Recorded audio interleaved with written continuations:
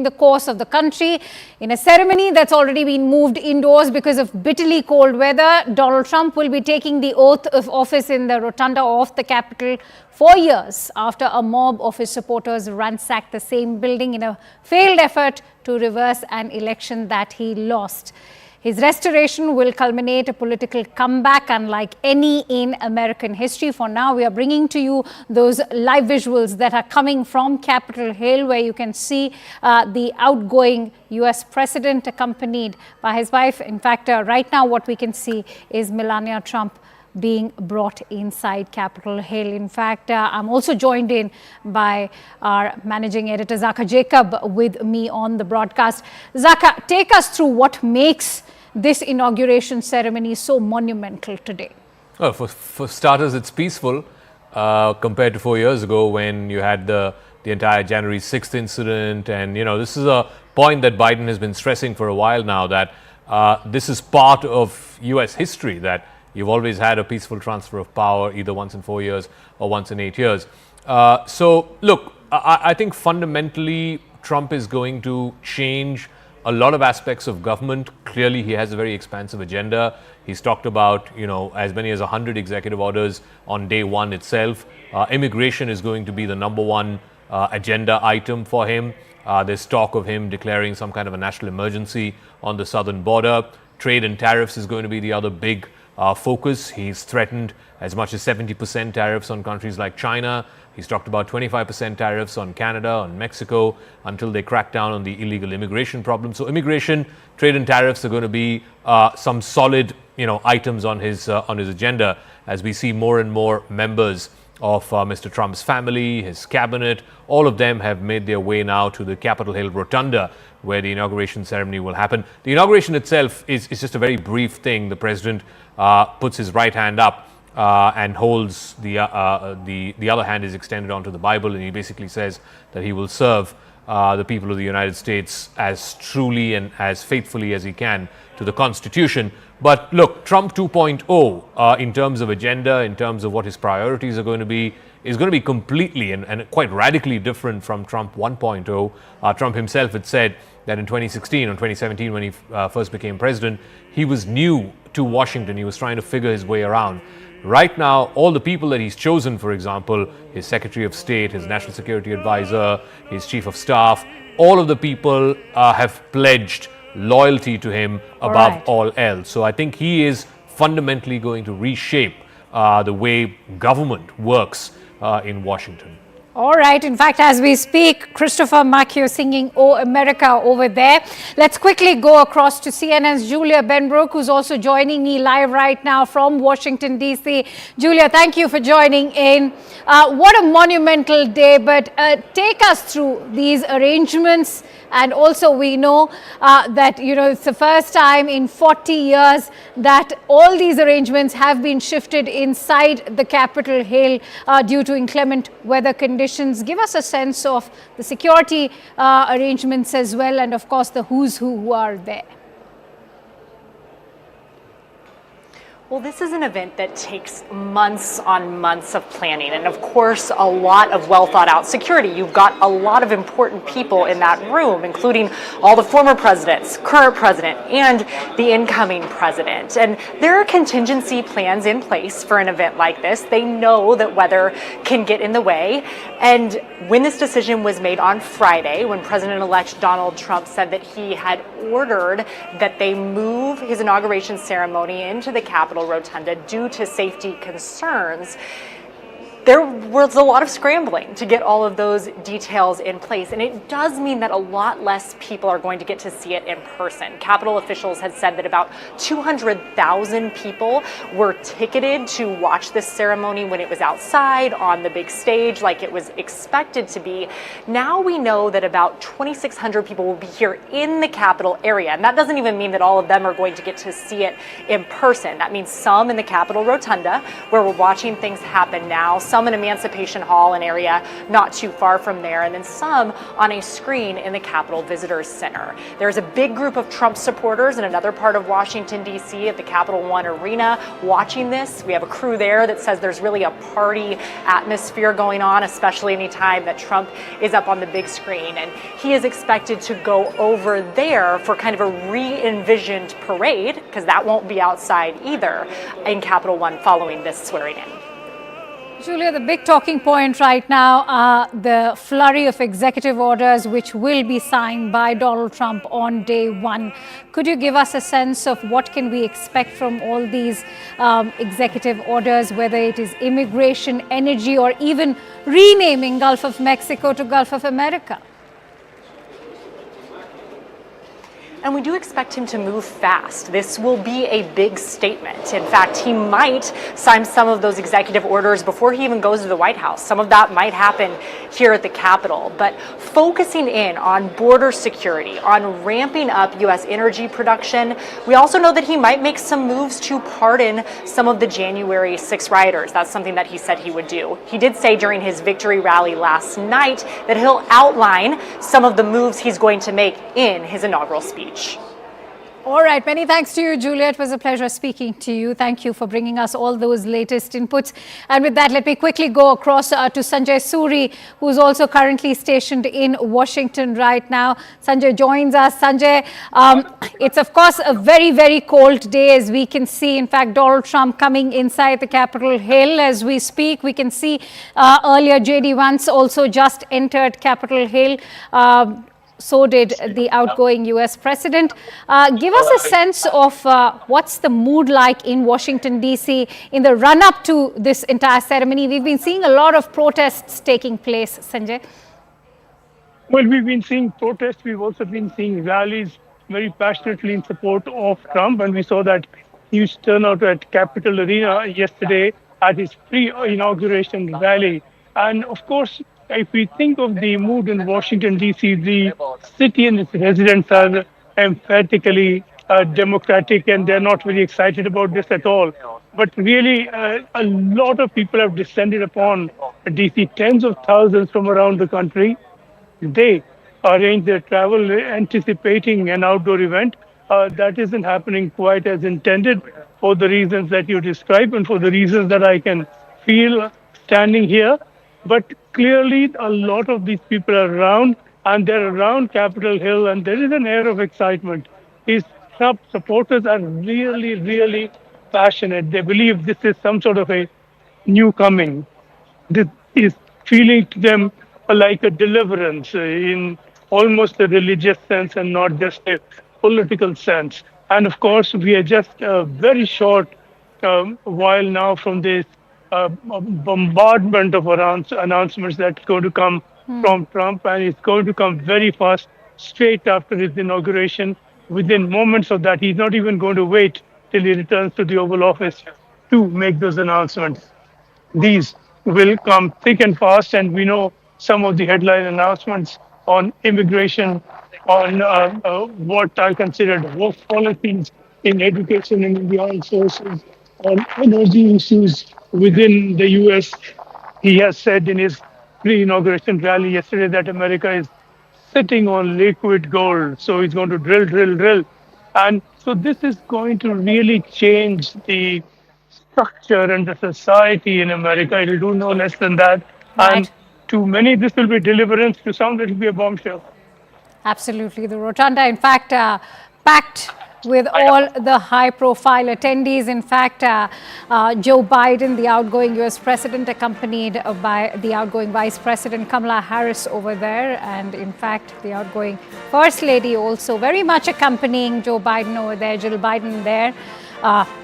Of course, sharing a round of applause before Donald Trump actually swears in. Let me also introduce my guests. I'm joined in by Amy Tarkanian, who's a former Nevada State GOP chairwoman, a Republican strategist. Also, Mr. Rajiv Dogra, who's a former diplomat. And I'm also joined in by my colleague Siddhant Mishra over there. Amy, one wants to, really anticipate what can we expect from Donald Trump. But all these imperialist threats have given us a sense of what's going to come our way. But do you think this is just going to be reduced to political rhetoric, or there's more than what meets the eye? Well, I think he learned a very hard and good lesson in his first term. And so this time he has stacked the deck in his favor to make sure that he can get his agenda, which is an aggressive one, accomplished as much as possible. He has surrounded himself with people who have pled their loyalty to him, people that he feels are more on the outside of what you would view as to be more of a political establishment, if you will. And I think that's what we're seeing here in his cabinet nominees, outside of Marco Rubio. And so, you have people who are fresh to Washington, and I think that's what a number of the voters wanted. And then you see his lengthy list of executive orders that have already been made public. They're now looking, you've stated upwards of 100. I've heard now it's going to be upwards of 200 executive orders within the next 24, 48 hours They're that he's going to be around signing. 200. Yes, and I think it's very wise and extremely good at transparency and PR on his behalf that he's going to now not only sign some of these immediately in the Oval Office, but he's going to actually sign a number of these in front of the public at the Capital One Arena, where you have the overflow of people who are watching the inauguration as we speak. All right. In fact, as we speak, let me also inform our viewers that what they can see on their screen is the incoming Vice President, J.D. Vance, and in the backdrop, he's also accompanied by the incoming Second Lady of U.S. That's going to be Usha Vance, and behind her is Sundar Pichai. Let's also listen into what's happening right now. The Joint Congressional Committee on Inaugural Ceremonies, Elizabeth Farah. House Sergeant-at-Arms, the Honorable William P. McFarland. Senate Sergeant-at-Arms and Doorkeeper, the Honorable Jennifer A. Hemingway. Senate Majority Leader, the Honorable John Thune. And the Joint Congressional Committee on Inaugural Ceremonies, House Democratic Leader, the Honorable Hakeem Jeffries. House Majority Leader, the Honorable Steve Scalise. Speaker of the House of Representatives, the Honorable Mike Johnson. Senate Democratic Leader, the Honorable Charles E. Schumer. Ranking Member of the Joint Congressional Committee on Inaugural Ceremonies, the Honorable Deb Fischer, and Chairwoman of the Joint Congressional Committee on Inaugural Ceremonies, the Honorable Amy Klobuchar.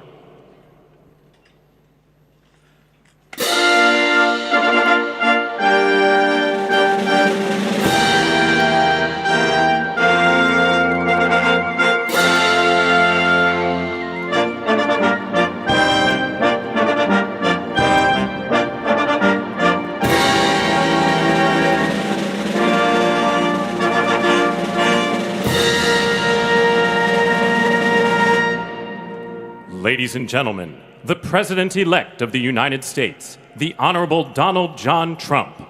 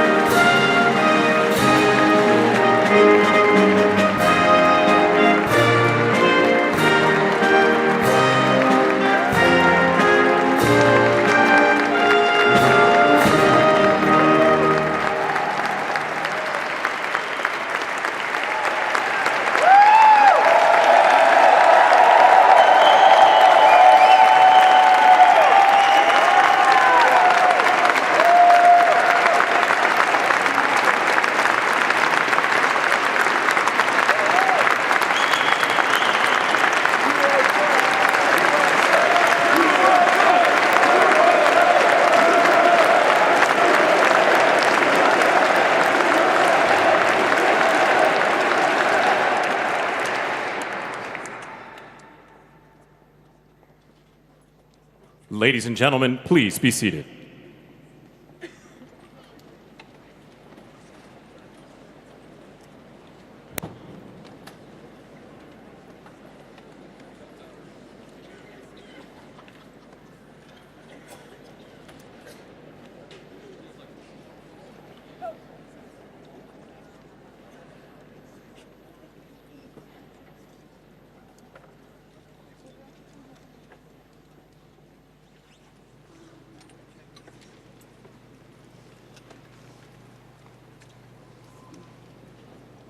Please welcome the chairwoman of the Joint Congressional Committee on Inaugural Ceremonies, the Honorable Amy Klobuchar.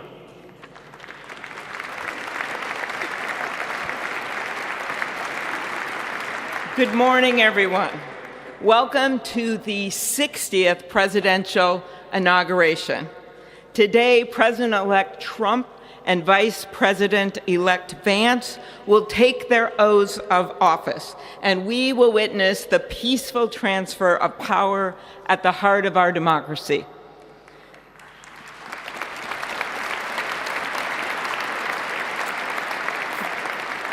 For the past year, I've chaired the Inaugural Ceremony Committee, which includes the leadership of Congress from both parties.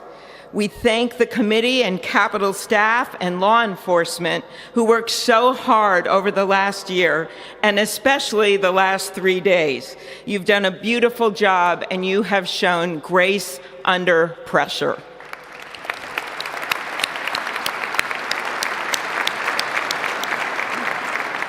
Our theme this year is our enduring democracy. The presence of so many presidents and vice presidents here today is truly a testament to that endurance. We welcome President Biden and Dr. Biden. We welcome Vice President Harris and Doug Emhoff, President Obama, President Clinton and Secretary Clinton, President Bush and Laura Bush, Vice President Pence, Vice President Quayle and Marilyn Quayle. The justices of the United States Supreme Court are with us, all 9 of them, I counted, and of course, the Trump and Vance families. This ceremony marks what will soon be 250 years of our democracy. It is the moment when leaders, elevated by the will of the people, promise to be faithful to our Constitution, to cherish and defend it. It is the moment when they become, as we all should be, the guardians of our country. Through war and peace, through adversity and prosperity, we hold this inauguration every 4 years, and today it falls on Martin Luther King Day, a further reminder that we must strive to uphold the values enshrined in our Constitution, the freedoms, the liberties, and, as is inscribed on the entrance of the United States Supreme Court, equal justice under law.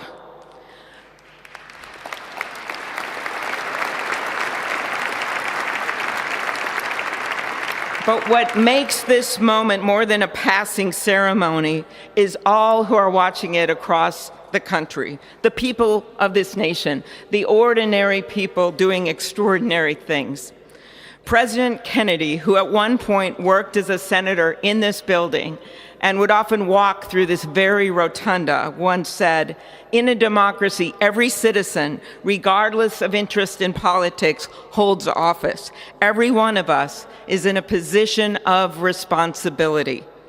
With that responsibility of citizenship comes an obligation not to seek out malice, as President Lincoln once reminded us, but to view others with a generosity of spirit despite our differences. With that responsibility of leadership comes an obligation to stand our ground when we must and find common ground when we can. With everything swirling around us, the hot mess of division, it is on all of us, to quote an incredible songwriter who just happened to be born in my state, to ensure that our nation's democracy is our shelter from the storm. There's a reason this ceremony takes place at the Capitol. In other countries, it might be in a presidential palace or a gilded executive office building. Here it is traditionally held at the Capitol, the People's House. It is a fitting reminder of the system of checks and balances that is the very foundation of our government, 3 equal branches of government. That is how, for nearly 250 years, our great American experiment, grounded in the rule of law, has endured. So, as we inaugurate a new president and vice president, let us remember that the power of those in this room comes from the people. the construction workers who build our country, the teachers and healthcare workers who nurture us, the troops defending our freedoms, and yes, the firefighters in Los Angeles putting themselves on the line for us.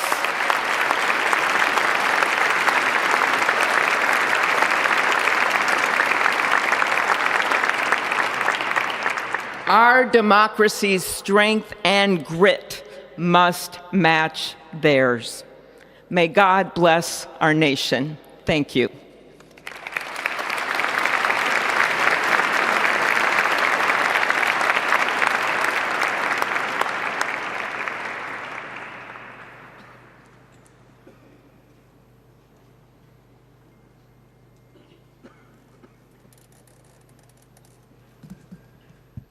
Good afternoon.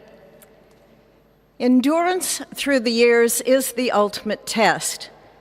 To persevere through time is the truest measure of an idea, an institution, and a nation.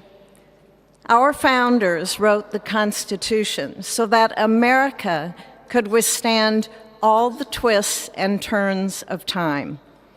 They wrote it to guide us and to preserve forever our right of life, liberty, and the pursuit of happiness. But as much as the truths and principles enshrined in our Constitution remain the same, our democracy promises the American people the power to change, to chart their own destiny. That's the beauty. That is the importance of democracy.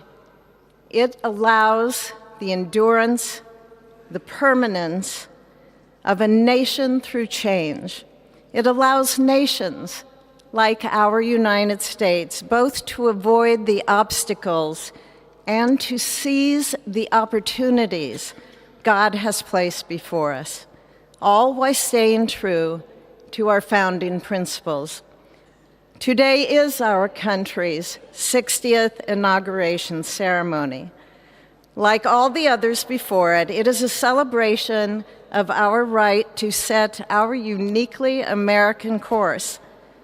The past several years have been trying at times for many, many Americans, and also for the nations of the free world that we humbly strive to lead. In November, Americans chose again to steer this nation towards greatness, the secure, safe, and prosperous future that our founders envisioned for all of us. And today, we celebrate not only their decision to do so, but also the simple right and wisdom of a free people to make their own choice so that their nation might endure. And now, allow me to welcome Archbishop Timothy Dolan and Reverend Franklin Graham, who will deliver our invocation. Please rise.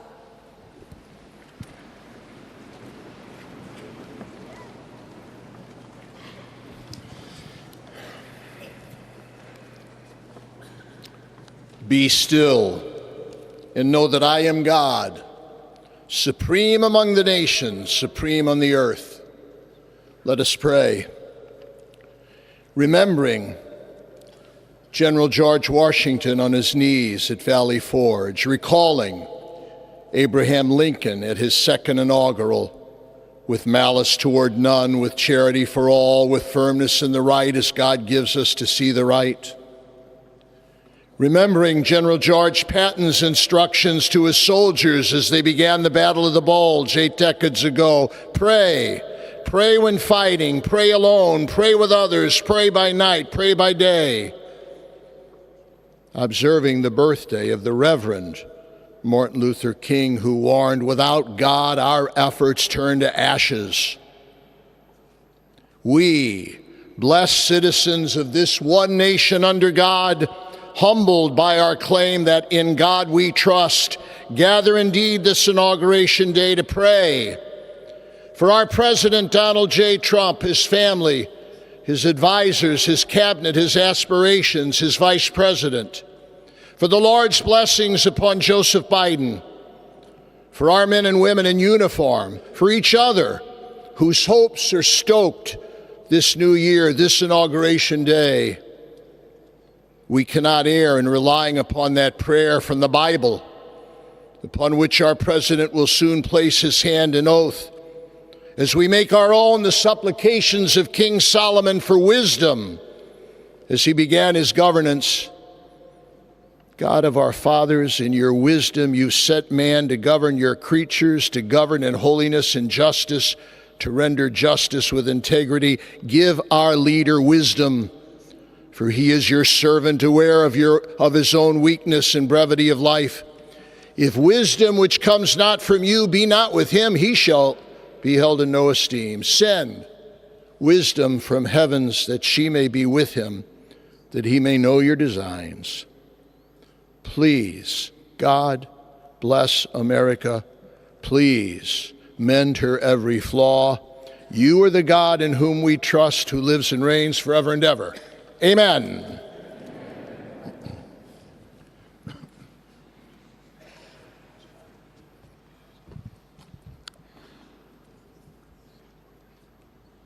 Mr. President, the last 4 years, there are times I'm sure you thought it was pretty dark. But look what God has done. We praise him and give him glory.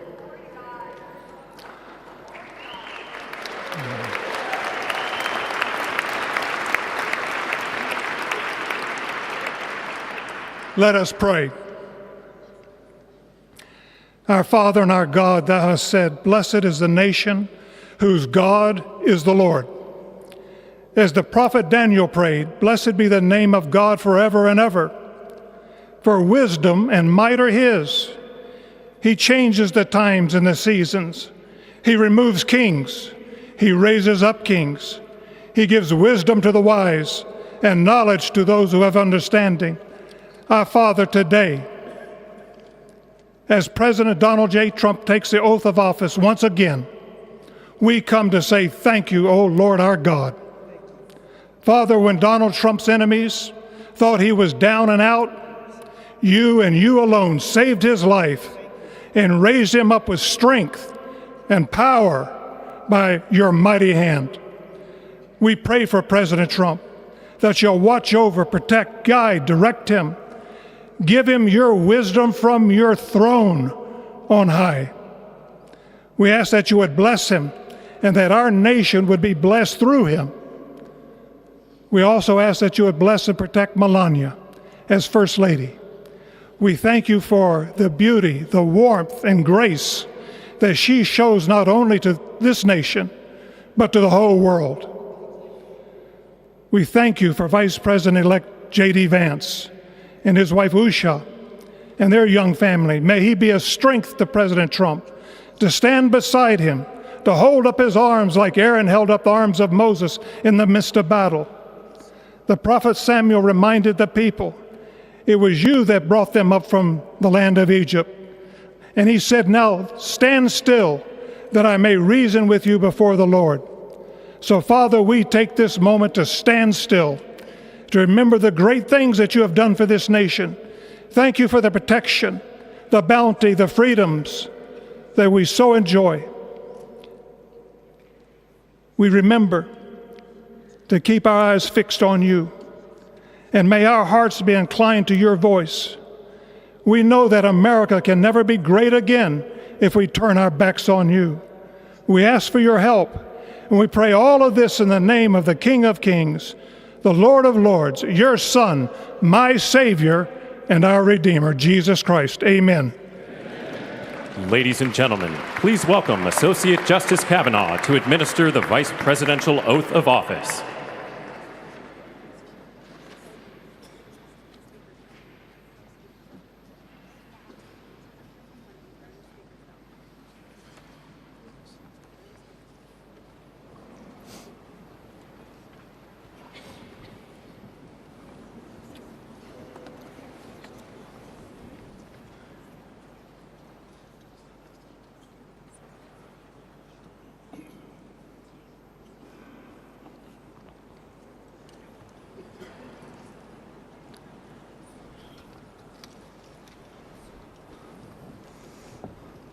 Please raise your right hand and repeat after me.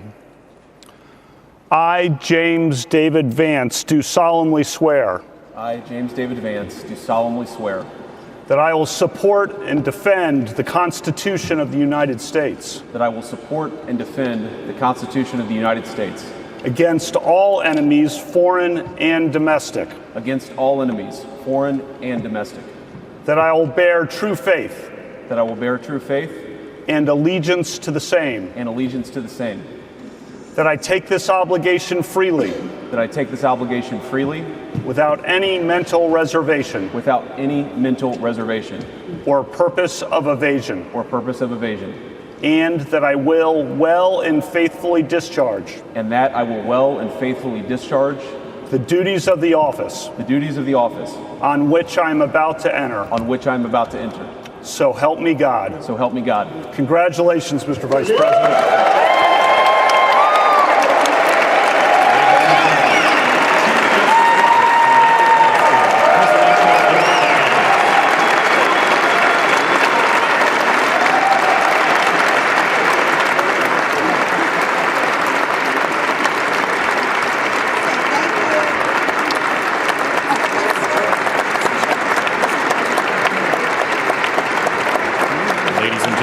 Please welcome Chief Justice Roberts to administer the presidential oath of office.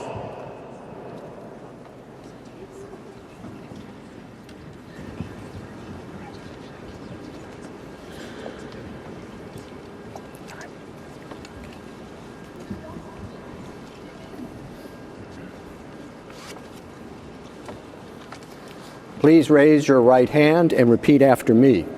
I, Donald John Trump, do solemnly swear. I, Donald John Trump, do solemnly swear that I will faithfully execute the office of President of the United States the office of President of the United States and will, to the best of my ability, preserve, protect, and defend the Constitution of the United States. So help me God. So help me God. Congratulations, Mr. President.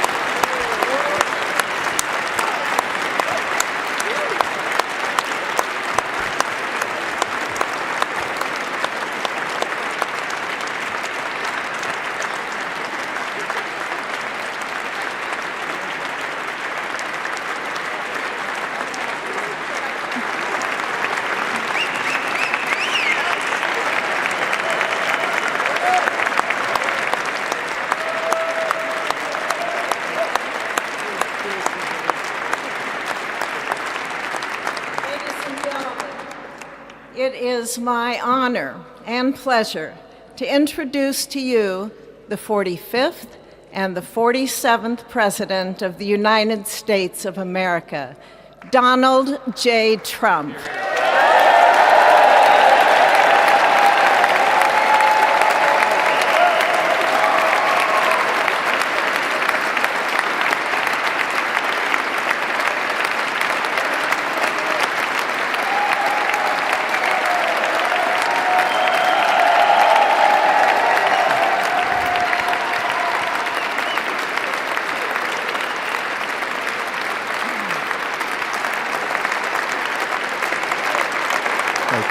Thank you very much, everybody. Well, thank you very, very much. Vice President Vance, Speaker Johnson, Senator Thune, Chief Justice Roberts, Justices of the United States Supreme Court, President Clinton, President Bush, President Obama, President Biden, Vice President Harris, and my fellow citizens. The golden age of America begins right now.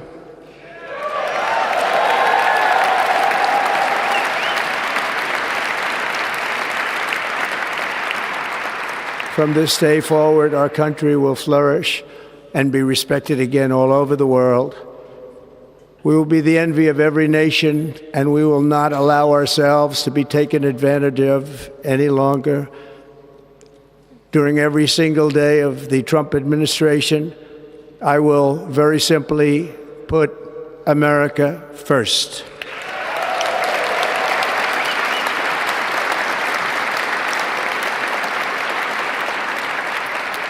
Our sovereignty will be reclaimed.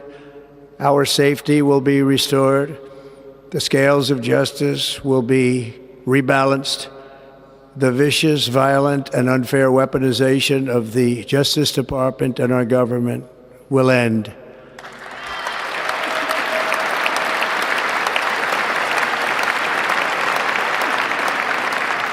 And our top priority will be to create a nation that is proud, prosperous, and free.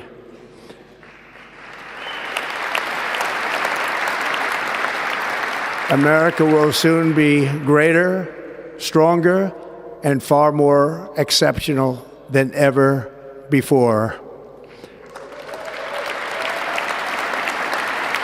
I return to the presidency confident and optimistic that we are at the start of a thrilling new era of national success. A tide of change is sweeping the country, sunlight is pouring over the entire world, and America has the chance to seize this opportunity like never before. But first, we must be honest about the challenges we face. While they are plentiful, they will be annihilated by this great momentum that the world is now witnessing in the United States of America. As we gather today, our government confronts a crisis of trust. For many years, a radical and corrupt establishment has extracted power and wealth from our citizens while the pillars of our society lay broken and seemingly in complete disrepair. We now have a government that cannot manage even a simple crisis at home, while at the same time stumbling into a continuing catalog of catastrophic events abroad. It fails to protect our magnificent, law-abiding American citizens, but provides sanctuary and protection for dangerous criminals, many from prisons and mental institutions that have illegally entered our country from all over the world. We have a government that has given unlimited funding to the defense of foreign borders, but refuses to defend American borders or, more importantly, its own people. Our country can no longer deliver basic services in times of emergency, as recently shown by the wonderful people of North Carolina, been treated so badly.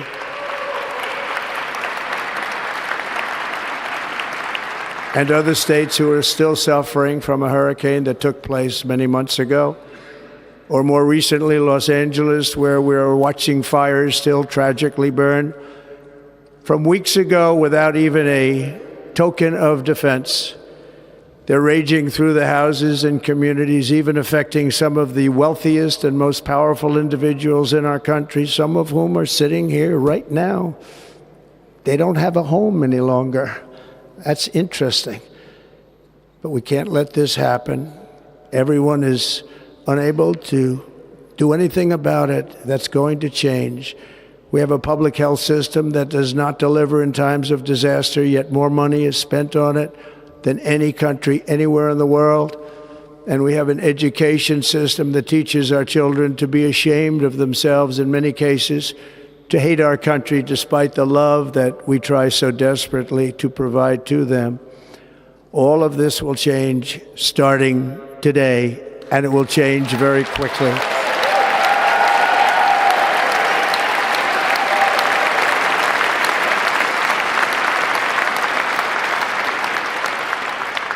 My recent election is a mandate to completely and totally reverse a horrible betrayal and all of these many betrayals that have taken place, and to give the people back their faith, their wealth, their democracy, and indeed their freedom. From this moment on, America's decline is over.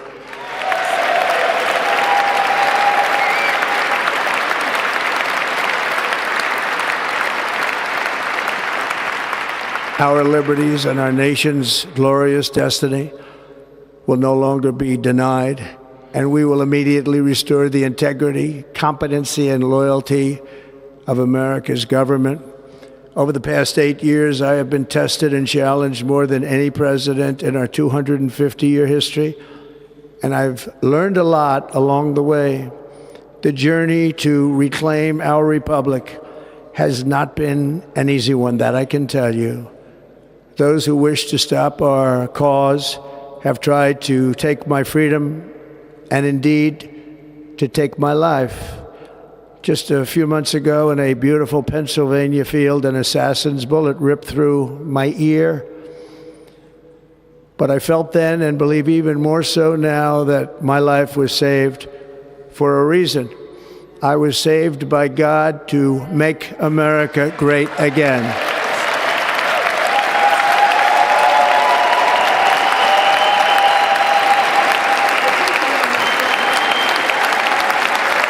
Thank you.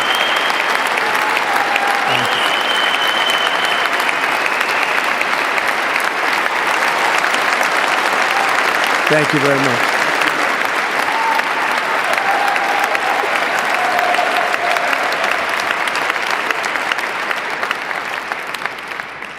That is why each day under our administration of American patriots, we will be working to meet every crisis with dignity and power and strength. We will move with purpose and speed to bring back hope, prosperity, safety, and peace for citizens of every race, religion, color, and creed. For American citizens, January 20th, 2025 is Liberation Day.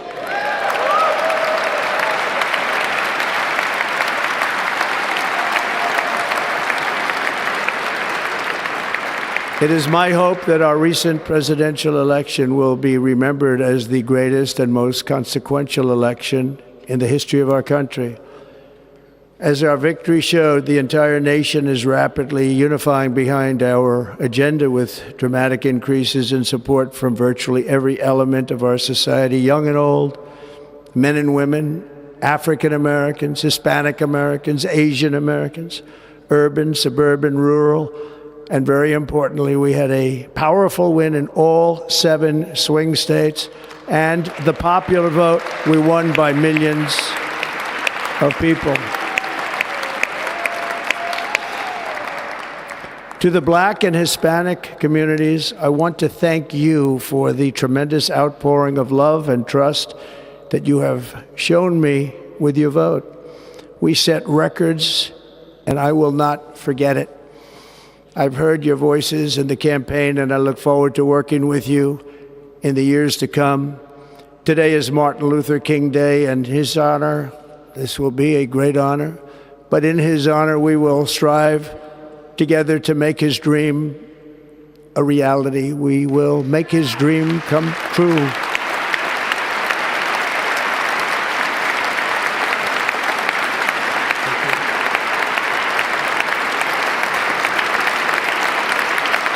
Thank you.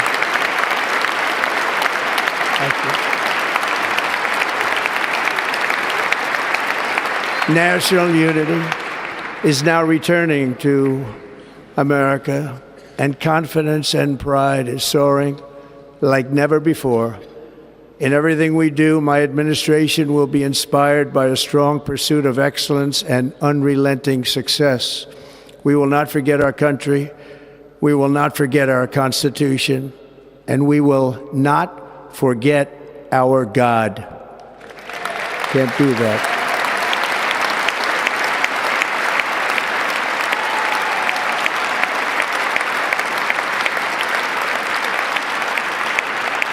Today, I will sign a series of historic executive orders. With these actions, we will begin the complete restoration of America and the revolution of common sense. It's all about common sense.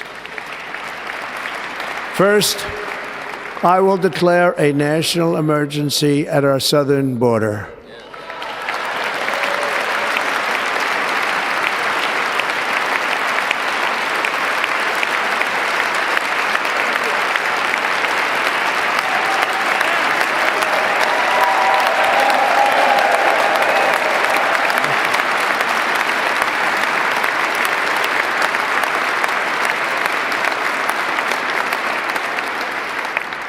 All illegal entry will immediately be halted, and we will begin the process of returning millions and millions of criminal aliens back to the places from which they came.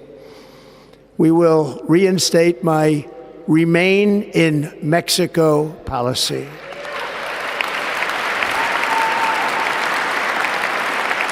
I will end the practice of catch and release.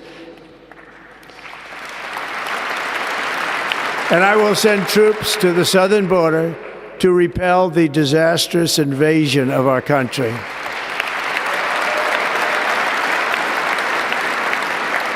Under the orders I signed today, we will also be designating the cartels as foreign terrorist organizations.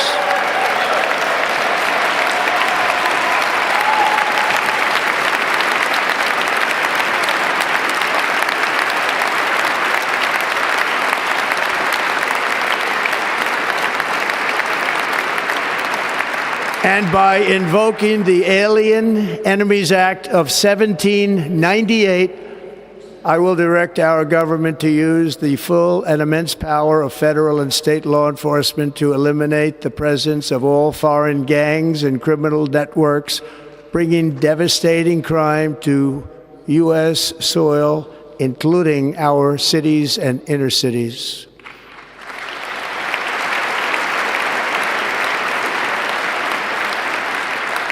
As Commander-in-Chief, I have no higher responsibility than to defend our country from threats and invasions, and that is exactly what I am going to do. We will do it at a level that nobody's ever seen before. Next, I will direct all members of my cabinet to marshal the vast powers at their disposal to defeat what was record inflation and rapidly bring down costs and prices.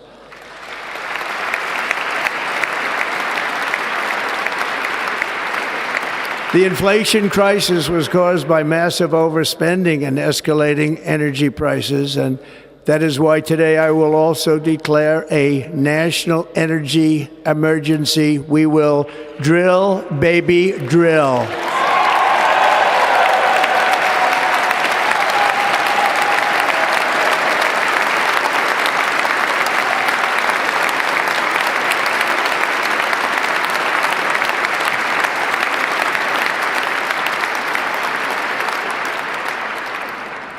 America will be a manufacturing nation once again, and we have something that no other manufacturing nation will ever have, the largest amount of oil and gas of any country on earth, and we are going to use it.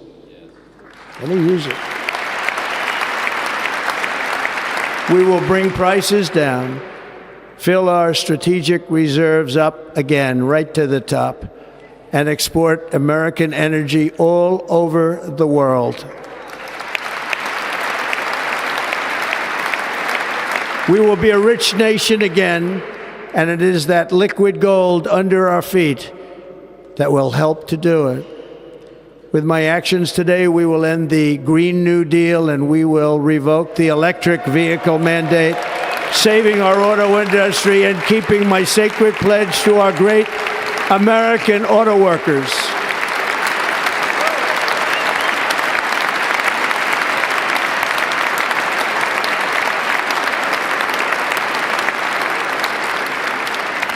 In other words, you'll be able to buy the car of your choice. We will build automobiles in America again at a rate that nobody could have dreamt possible just a few years ago. And thank you to the auto workers of our nation for your inspiring vote of confidence. We did tremendously with their vote. I will immediately begin the overhaul of our trade system to protect American workers and families. Instead of taxing our citizens to enrich other countries, we will tariff and tax foreign countries to enrich our citizens.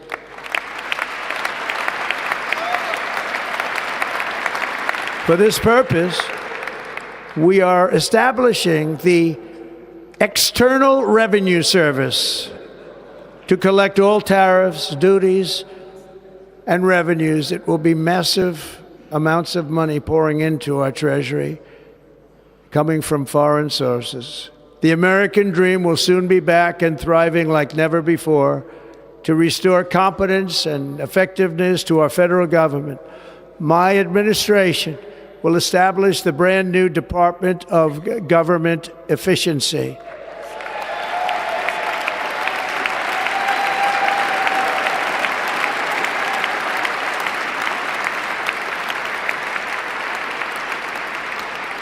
After years and years of illegal and unconstitutional federal efforts to restrict free expression, I will also sign an executive order to immediately stop all government censorship and bring back free speech to America.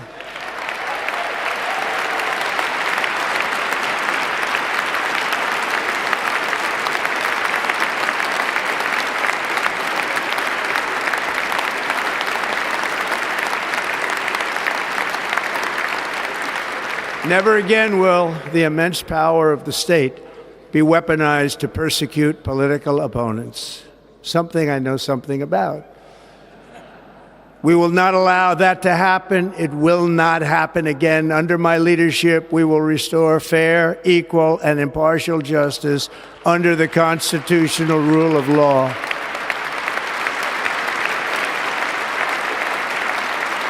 And we are going to bring law and order back to our cities. This week, I will also end the government policy of trying to socially engineer race and gender into every aspect of public and private life.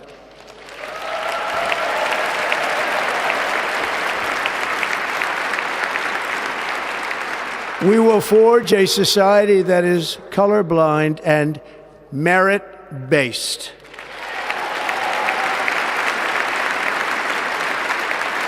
As of today, it will henceforth be the official policy of the United States government that there are only two genders, male and female.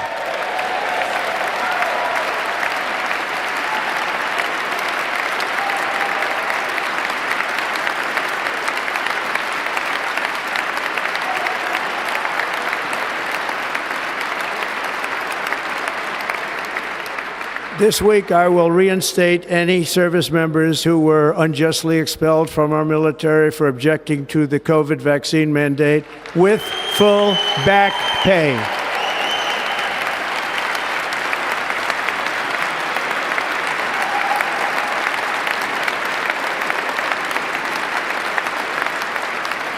And I will sign an order to stop our warriors from being subjected to radical political theories and social experiments while on duty.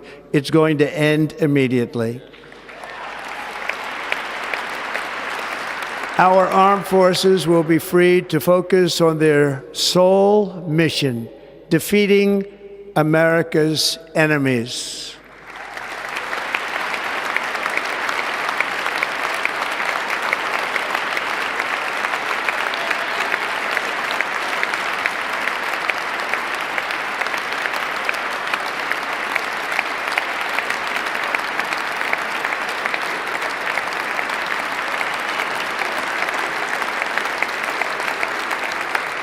Like in 2017, we will again build the strongest military the world has ever seen. We will measure our success not only by the battles we win, but also by the wars that we end, and perhaps most importantly, the wars we never get into.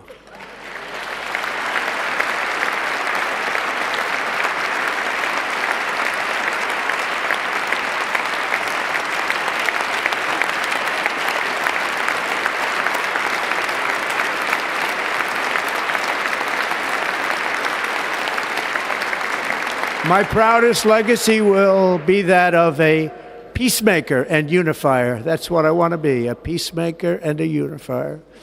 I'm pleased to say that as of yesterday, one day before I assumed office, the hostages in the Middle East are coming back home to their families.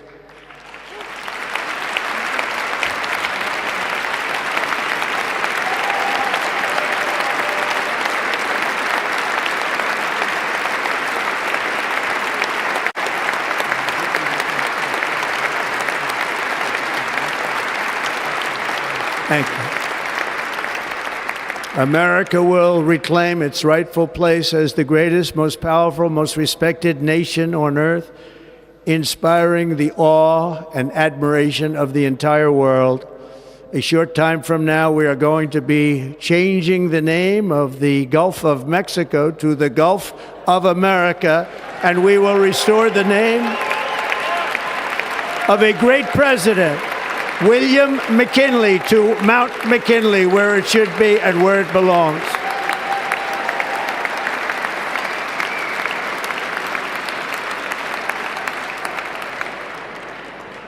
President McKinley made our country very rich through tariffs and through talent. He was a natural businessman and gave Teddy Roosevelt the money for many of the great things he did, including the Panama Canal, which has foolishly been given to the country of Panama after the United States. The United States, I mean, think of this, spent more money than ever spent on a project before and lost 38,000 lives in the building of the Panama Canal. We have been treated very badly from this foolish gift that should have never been made, and Panama's promise to us has been broken. The purpose of our deal and the spirit of our treaty has been totally violated. American ships are being severely overcharged and not treated fairly in any way, shape, or form, and that includes the United States Navy. And above all, China is operating the Panama Canal, and we didn't give it to China, we gave it to Panama, and we're taking it back.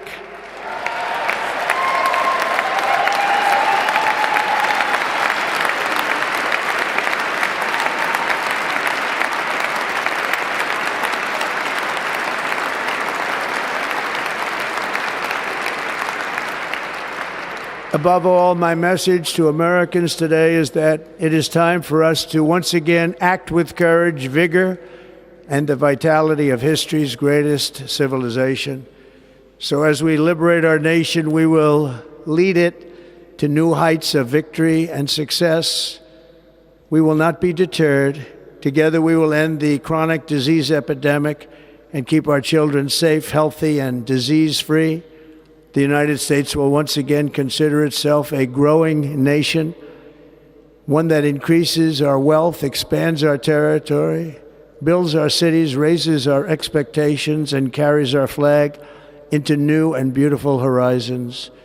And we will pursue our manifest destiny into the stars, launching American astronauts to plant the stars and stripes on the planet Mars.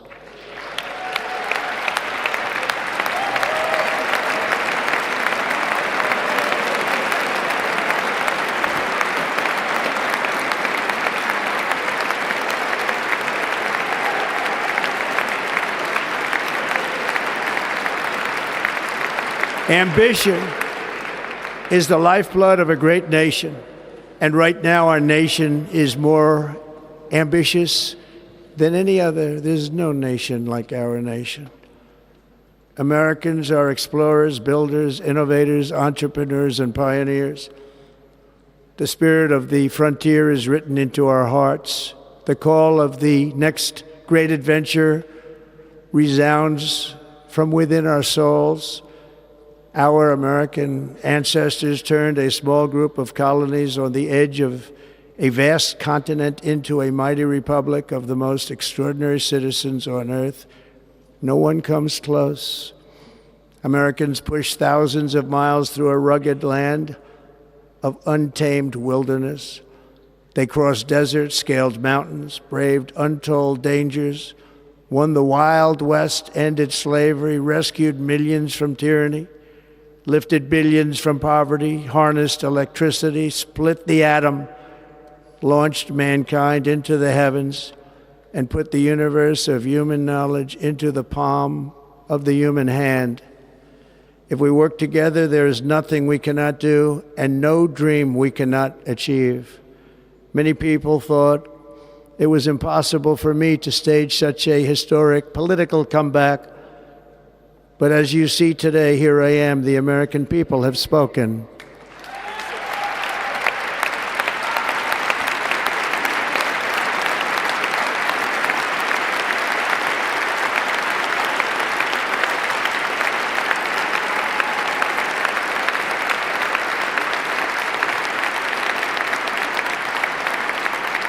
I stand before you now as proof that you should never believe that something is impossible to do. In America, the impossible is what we do best.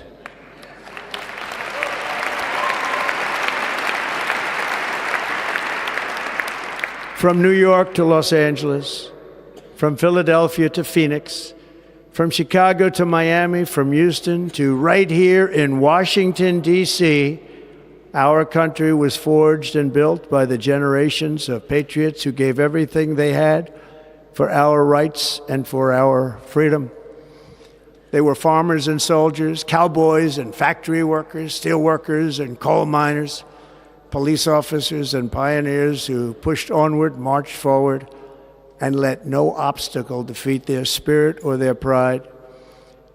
Together they laid down the railroads, raised up the skyscrapers, built great highways, won 2 world wars, defeated fascism and communism, and triumphed over every single challenge that they faced. After all we have been through together, we stand on the verge of the 4 greatest years in American history. With your help, we will restore America promise, and we will rebuild the nation that we love, and we love it so much. We are one people, one family, and one glorious nation under God. So to every parent who dreams for their child, and every child who dreams for their future, I am with you, I will fight for you, and I will win for you. We are going to win like never before.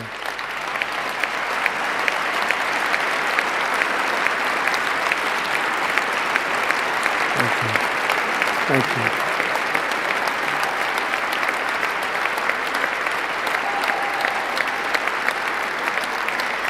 Thank you. Thank you. In recent years, our nation has suffered greatly, but we are going to bring it back and make it great again, greater than ever before. We will be a nation like no other, full of compassion, courage, and exceptionalism. Our power will stop all wars and bring a new spirit of unity to a world that has been angry, violent, and totally unpredictable. America will be respected again and admired again, including by people of religion, faith, and goodwill. We will be prosperous. We will be proud. We will be strong, and we will win like never before. We will not be conquered. We will not be intimidated. We will not be broken, and we will not fail. From this day on, the United States of America will be a free, sovereign, and independent nation. We will stand bravely. We will live proudly. We will dream boldly, and nothing will stand in our way because we are Americans. The future is ours, and our golden age has just begun. Thank you. God bless America. Thank you all. Thank you. Thank you very much. Thank you very much. Thank you.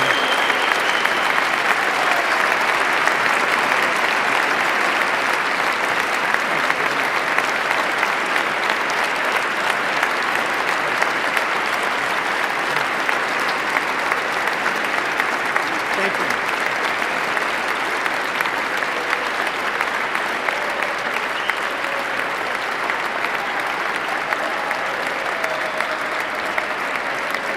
Ladies and gentlemen, performing America the Beautiful, please welcome the Armed Forces Chorus and Carrie Underwood.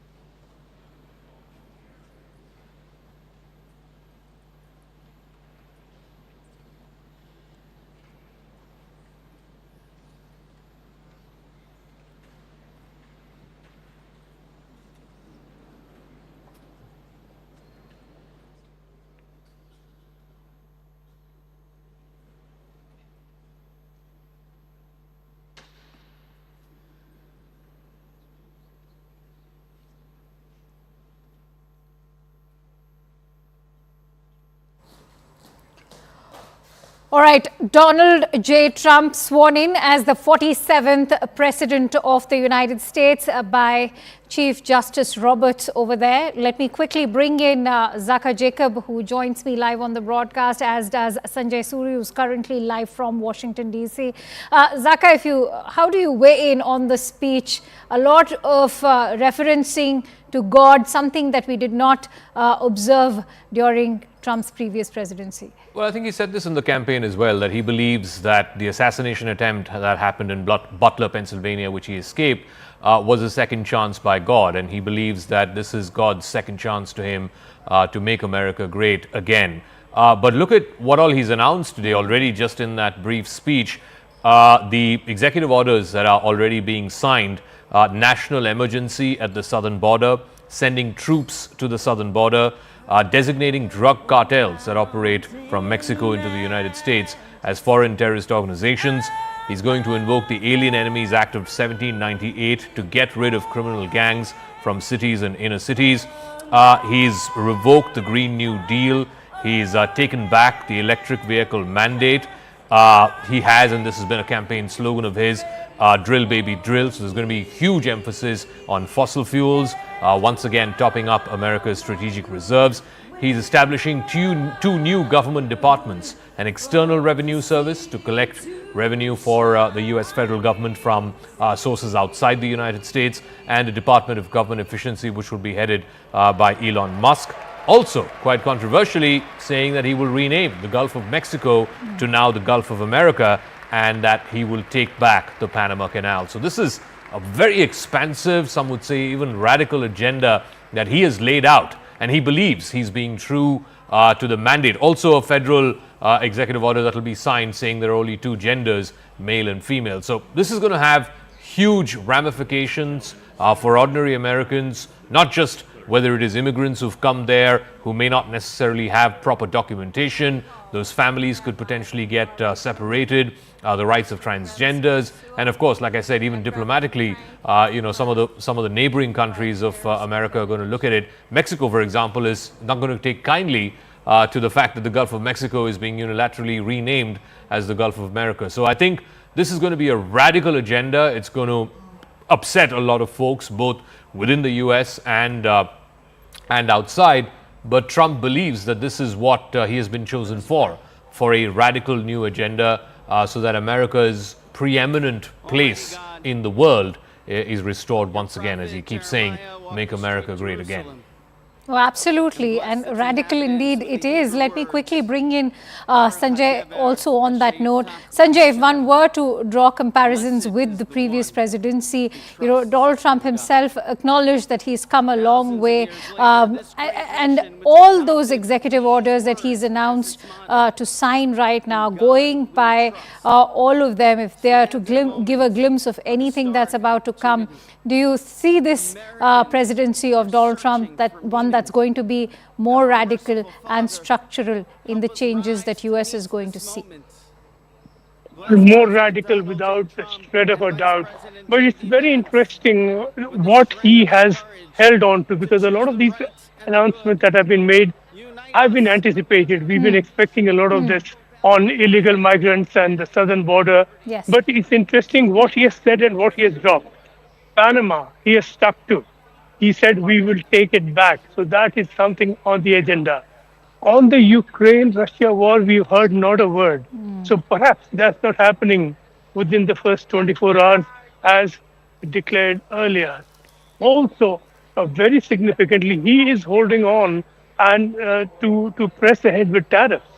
And tariffs are going to go ahead, and to the extent that this new Department for External Revenue has been set up to gather those tariffs and to institutionalize and to build that into the US economy.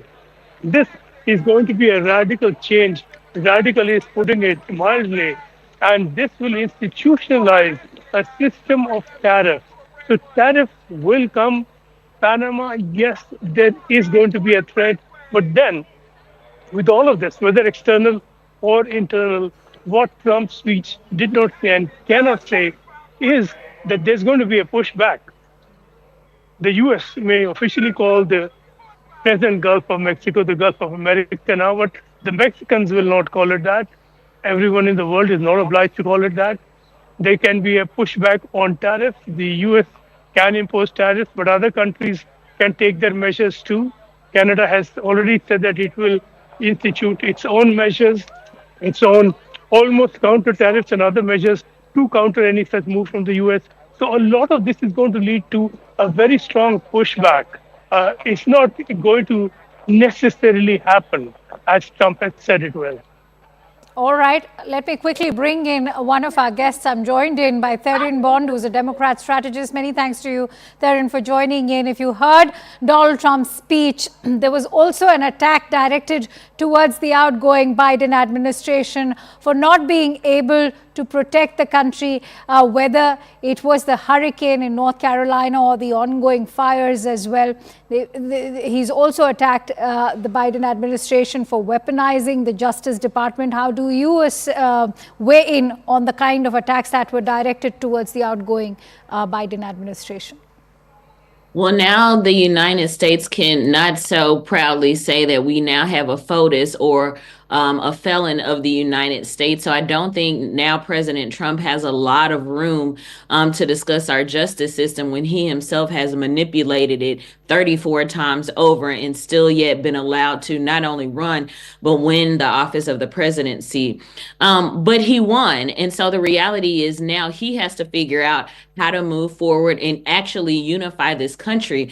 But his speech was very divisive. I'm not sure there were any indicators that he intends to bring people together that surpass the elite that are actually in the Capitol Rotunda with him right now. And it's very telling of how this will be for the next 4 years. And I don't know that there's room for people like me. I don't know that there are room for people that identify outside of the he, she complex. I don't know that there is room for Black and brown folks. I don't know if there are room for other people who believe different ideologies, different faiths, are in different financial or socioeconomic backgrounds, because President Trump didn't indicate that there was in his speech. And so it's very concerning that this is day one and there are 4 years worth of what we saw today that we have left to get through. All right, let me quickly bring in Lester Munson, who's a senior fellow at the National Security Institute. Lester, I'd like your thoughts on the speech, primarily when you look at how this was all about make America great again, how America will always be first for Donald Trump. So there was less of focus on foreign policy because we were just discussing how there was no mention of the war in Ukraine. Yes, he did allude to the hostages, who he's of course giving a lot of credit to his own administration for bringing back. But what do you make of this speech, especially when the focus was on how to protect America's own interests? Right. It's an excellent question. I think he was clearly focused on American strength and renewing American pride and a sense of purpose for the nation. As your earlier commentator pointed out, this may not land equally with all listeners, but President Trump is now, he's now in office, and he's going to follow through, it would appear, on the things he talked about during the campaign, which is to strengthen the United States through the various mechanisms he talked about, tariffs, sanctions on bad actors internationally, kind of a renewed sense of American purpose in the world. There were a few comments on the foreign policy front, but this was mostly about American strength and American renewal, if you will. And of course, his slogan, "Make America Great Again," was infused throughout the speech. So I think really not many surprises here. Absolutely. Let me quickly bring in Zaka as well. Zaka, if you look at the previous Trump presidency, how do you see the Trump 2.0 will be taking forward all those promises that had been made? We've already seen a tariff war during the previous presidency. We've already seen his own commitment or the lack of commitment to environment, or looking at harnessing the energy reserves of the United States. States. That's all of that he's talked about in this speech as well. In fact, he's mentioned that he's going to revoke the Green New Deal, which was one of Biden's signature policies. He's also said that he's taking away the electric vehicle mandate. I'm not sure how that will play with Elon Musk, because he's, of course, the founder and CEO of Tesla, the biggest electric vehicle maker in the world. So, look, there are a lot of things that he has laid out, and it's pretty clear that in 2025, in his second and final term as president, Donald Trump wants to bring about a very radical agenda. He thinks and he believes that his mandate in 2024 was a message from the American people that American society, American politics, American institutions are broken, and he is the man who they have chosen to fix those institutions. He believes that the southern border is broken, which is why he's declared a national emergency at the southern border. He has said he's going to send troops to the southern border to stop what he calls the rampant flow of illegal immigrants into the United States. Look, a lot of this, and that's the thing with executive orders, a lot of this can be challenged in courts of law. If you are a person who is affected by one of these executive orders, you can go to a court of law and challenge it. I still remember before DACA, which was the Dreamers Act or something that Obama had brought in, where children were separated from their parents. It was a bunch of children who went to the courts and who challenged the existing policy at that time. So a lot of this can be challenged, but I think the headline, and I think the big picture that we need to keep in mind, is Trump is laying out a very, very radical and structurally different definition of what government is going to be and what the priorities of his government are going to be. I mean, renaming the Gulf of Mexico into the Gulf of America, it plays well for him. It plays well for his MAGA base and the 77 million people who voted for him. Doesn't mean the rest of the world is going to be particularly, chuffed about it. Mexico, for one, I don't see them agreeing to changing the name of Gulf of Mexico almost unilaterally to the Gulf of America. Similarly, where he said we're going to take back the Panama Canal. I mean, it is as per a treaty between the United States and Panama, two sovereign countries, that control of the canal was given to Panama. And it's up to Panama to decide who it wants to give the administrative business of running the canal to. There is, I believe, one Chinese company based out of Hong Kong which controls two ports in the Panama Canal. But the sovereignty of the canal is with Panama. Trump does not want that. Trump believes that China is ripping America off and American ships, and including, as he said, American naval ships from using the Panama Canal. So he's going to take it back, if need be, using military means, is what he said in a speech a few weeks ago. So this is a radically different agenda. It's going to ruffle a lot of feathers, both domestically within the US and certainly internationally as well. He did mention about the Israel-Hamas ceasefire. It is a very temporary one. It's a very tentative one. We'll have to see over the next 6 weeks whether it holds and whether Netanyahu can follow through over the next 6 weeks, whether Hamas will follow through on releasing all the 40-odd hostages it is promised to. If not, will they return to the war again? He hasn't mentioned once about the Russia-Ukraine war, about Putin. He had, in fact, boasted during the campaign that he's going to end the war on the very first day that he takes office. That hasn't come to pass. But make no mistake, I mean, Trump is wanting to leave his singular stamp on his second term in a way to fundamentally reorient, domestic institutions and also America's place in the world as he sees it. Well, absolutely. And in fact, to take our viewers through all those visuals that are coming in, Donald Trump being congratulated by a tightly packed rotunda over there. In fact, he's accompanied by the First Lady Melania Trump. We also saw a firm handshake between the outgoing President Joe Biden and now US President Donald Trump, who's also accompanied by his sons Barron Trump, Eric Trump, daughter Melania Trump as well. J.D. Vance very much accompanied by the second lady Usha Vance.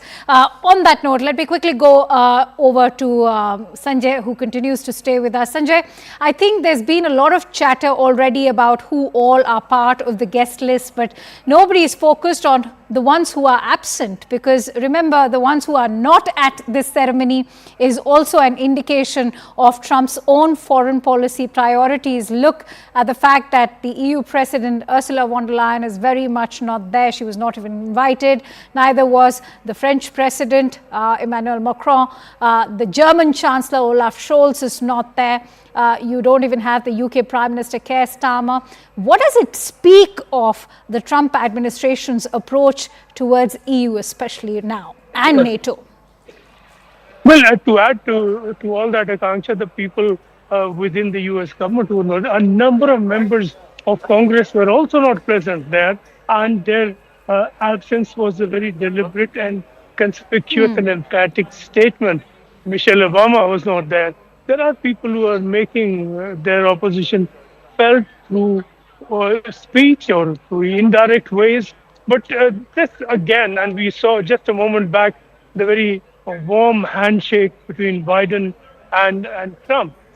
That really says something about an act of grace on the part of Biden, because minutes back, Trump has been saying not just that the Biden administration has failed, that it failed America, but that it was corrupt, and that he's going to undo all the wrongs of the Biden administration. These are brave words, and they're brave enough for now. There's a difficulty with all of this. This then sets the standard against which he must expect to be judged. He has to then deliver on all of this over the next 4 years. That will not be as easy to do as it has been to say. And therefore, these are very high standards that Trump has set for himself. And the days and weeks ahead, months, will tell us, and of course the American media will be watching all of this like a hawk to see how far he really can deliver on these grand promises. Oh, absolutely. In fact, Donald Trump, accompanied by the First Lady Melania, followed by Vice President J.D. Vance and Second Lady Usha Vance, now exiting the Capitol Hill over there. And Theron Bond continues to stay with us. Theron, as Sanjay was highlighting, some Democrats who've of course not turned up today are very conspicuous by their absence. That includes the likes of, say, Michelle Obama or even a Nancy Pelosi. You talked about how divisive the speech was, but what is now going to come and hit the Democrats? Everybody is in fact asking that question right now, because remember, Donald Trump is also going to be seeing red. He's been very miffed about how he was treated, not just by, say, Joe Biden, but also the likes of Liz Cheney. Well, President Trump brought it on himself. Look at the hateful racist rhetoric that he has spewed 10,000 times over. Look at the way he treats people who are not upper class or elite white males. Look at how he treats people who are in opposition or don't say the most positive things about him. It's almost as if you're not in his back pocket, then he doesn't want anything to do with you.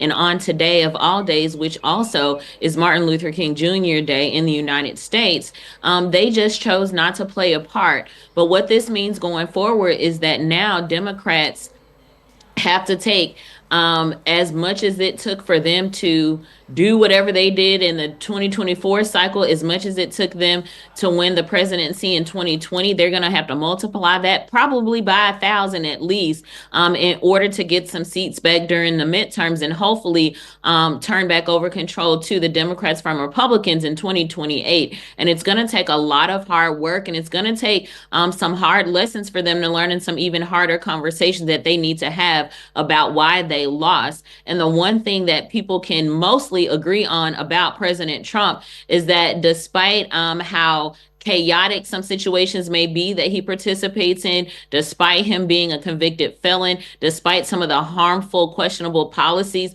that he pursues, is people believe him to be authentic and relatable. And that's really, really hard to contend with when you don't have a good message. So if Democrats can get their messaging in check and get some good candidates on the ballot in the midterms, and then again for the presidency, and not have a crowded race in 2028, then we may be able to turn this country back around in a more positive direction. But right now we're having to start completely over. That starts with the DNC elections here in a couple of weeks, and then starting now to work towards getting those wins in 26 and 28. All right. Well, that's the messaging going out for the Democrats. But Lester, if I could bring you in on the message that holds for Europe, because as I was highlighting, a host of leaders from Europe, including Germany, even the EU president, all of them absent, including the French president itself. And contrast this to the kind of focus we are seeing on conservative right-wing leaders, especially from Latin American nations, whether it's the Argentinian president, whether it's the Ecuadorian president, or the ones from El Salvador, even the ones representing some very high right-wing conservative parties from Spain. Members from those parties are going to be making it. What do you make of this contrast right now, and what is the message going out, especially for NATO? Well, I think in the grand scheme of things, it is a little bit unfortunate that American foreign policy has become a little bit partisan. And you see some countries that favor a Democratic president and some countries that favor a Republican president. I would like to see that be a little more balanced as an American. And I would like to see our interests represented by both parties in similar ways abroad. But I think I wouldn't make too much of these differences at the same time. I think at the end of the day, while the way President Trump talks about things is certainly different than the way President Biden talked about them or the way President Obama talked about them, he's essentially delivered the same message to European governments, which is you need to pay more for defense to strengthen NATO. A lot of people think Donald Trump is bad for NATO. I disagree. I would say his advocacy of greater defense spending by European countries is actually the one thing that can strengthen NATO. And it's an important message that be delivered. He may not deliver it in the way that everyone appreciates, but the message is solid. And at the end of the day, as Russia, China, Iran, and North Korea all work more closely together, and we are certainly seeing that on the battlefields of Ukraine. As they work more closely together, it is critical that American allies spend more on defense and be ready to deal with any conflict that may be coming. And as they strengthen themselves, they are very likely to make that potential conflict less likely to happen. So what the core message of President Trump to European leaders, I actually think, is a very good one. All right. Zaka, on the note of Middle East, Steve Witkoff was there days before the ceasefire deal was finalized. A lot of hope is being shelved from this Middle East envoy under the Trump presidency, not to forget that there's already a credit war between Biden and Trump in terms of the hostage release that we've seen on Sunday. But how much will Donald Trump be able to achieve, given that he already has his good offices with Prime Minister Netanyahu, and what will his own good offices with Netanyahu mean for Palestine? Well, look, what they've announced and what came into effect from Sunday, where the first set of 3 hostages were released in lieu for 90 Palestinian prisoners, that's a very temporary truce. I don't see either party, Israel or Hamas, I don't think they've quite thought through what happens at the end of 6 weeks. I mean, this whole process right now has begun. Hamas has said that about 40-odd hostages will be released by the end of the 6 weeks, and then they go to the second phase. If it is followed through in both letter and spirit, that means then Israel withdraws from every inch of Gaza that it has bombarded over the last 15 months. I don't think that will sell in Israel. Already you are seeing the far right coalition partners of Mr. Netanyahu, on whose support his government depends. One of them has already said that he's quitting the government. And he has said that he will only come back to the ruling coalition if the war restarts. The second one on whom he depends, who's also the head of the finance ministry there in Israel, Mr. Smotrich, he's also threatened to quit. And if these two allies, far-right parties on whose support Mr. Netanyahu's government depends, if they withdraw support, then essentially he's in a minority government, and elections are not anywhere close. They're 2 years away. As you see, the family of Donald Trump walking out of the Capitol Hill Rotunda where the inauguration ceremony happened. So look, I think what has been thrashed through is a very temporary truce. I guess, the deadline of January 20th was important because it was Inauguration Day, and Trump had publicly said that there will be hell to pay if the hostages are not released before he gets inaugurated into office. So there had to be something to show for, and I suspect that's part of the reason why the Netanyahu government decided to go along with the temporary truce. But 6 weeks down the line, who knows if Hamas will release the rest of the hostages? And more importantly, the scenes that we saw yesterday in Gaza, Hamas police officers and Hamas militants sort of really taking over the streets, demonstrating both to Gazans as well as to the international community that they're very much in charge. And that was one of the stated objectives of Israel going into this war, to dismantle Hamas, to dismantle it militarily. From the scenes that we saw on the streets of Gaza yesterday, that was not the case. Hamas is very much, in charge of Gaza. And I think, the fundamental problem with the war over the last 15 months has been that Israel has not planned for the day after the war. There was never really, who or what is going to replace Hamas. That question had never been fully answered, had never been fully addressed. Forget about finding an answer to that question.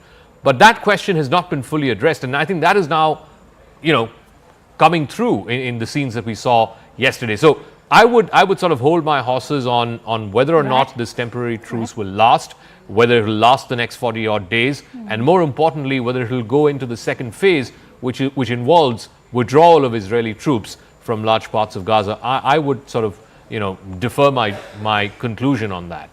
All right. In fact, as we speak, we can see the new 47th President of the United States, accompanied by the First Lady Melania Trump, along with the outgoing US President Joe Biden and the outgoing First Lady Jill Biden, very much over there.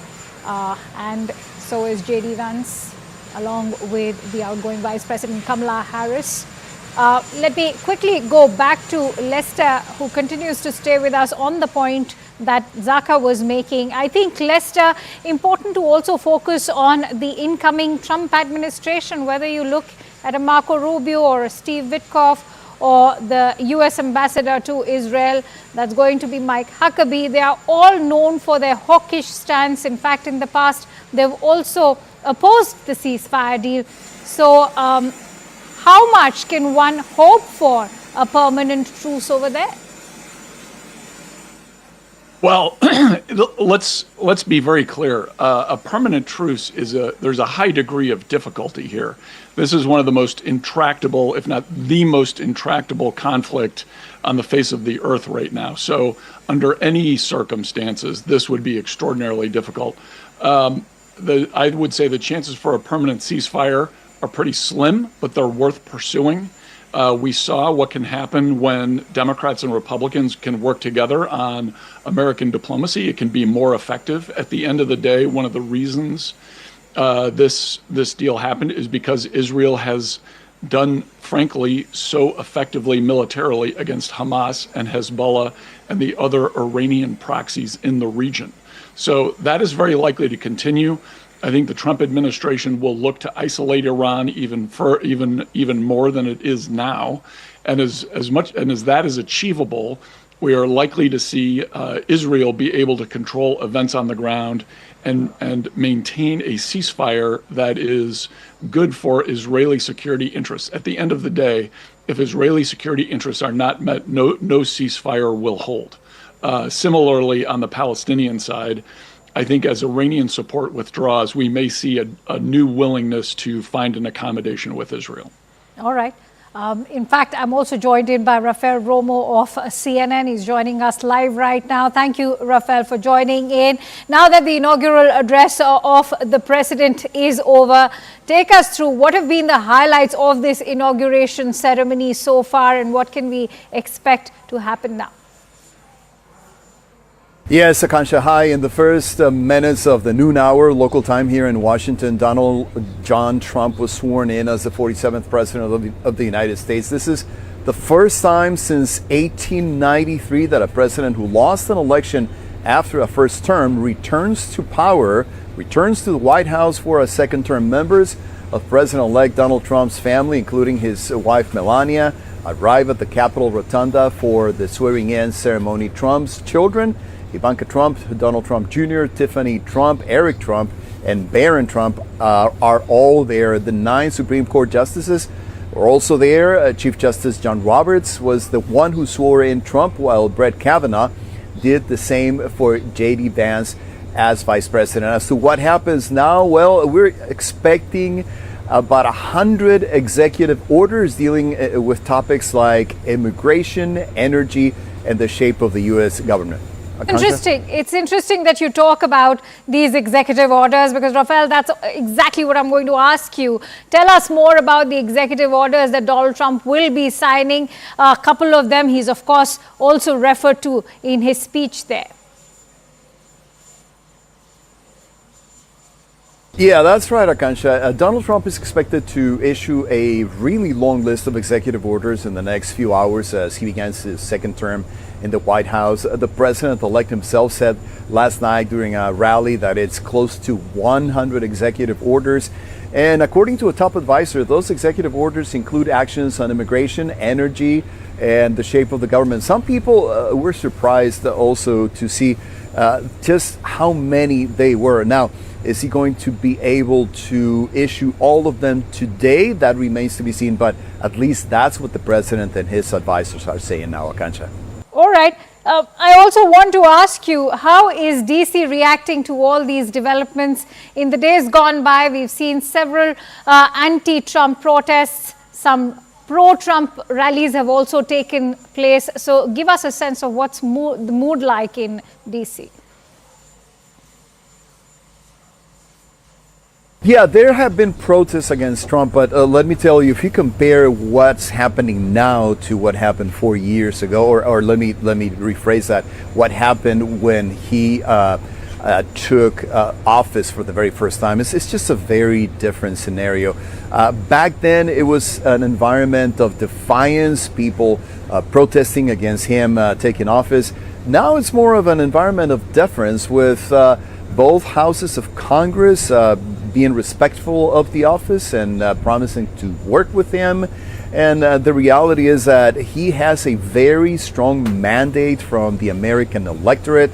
He controls both houses of Congress, and he also have mostly conservative justices in the Supreme Court, so at least for the next 2 years, he's going to be able to promote and probably pass most of his agenda. All right, Rafael, thank you so much for joining in and sharing your precious inputs with us. Let me quickly go across to Sanjay, who continues to stay with us. Sanjay, I think Rafael was making a very crucial point in that last answer that he gave. You know, the first time when Donald Trump shot to power, many assumed it was just a fluke of sorts. But this time around, something he's also spoken about in his speech today is that not only did he sweep the 7 swing states, but he's also managed to garner the popular vote, which did not happen in the previous presidency.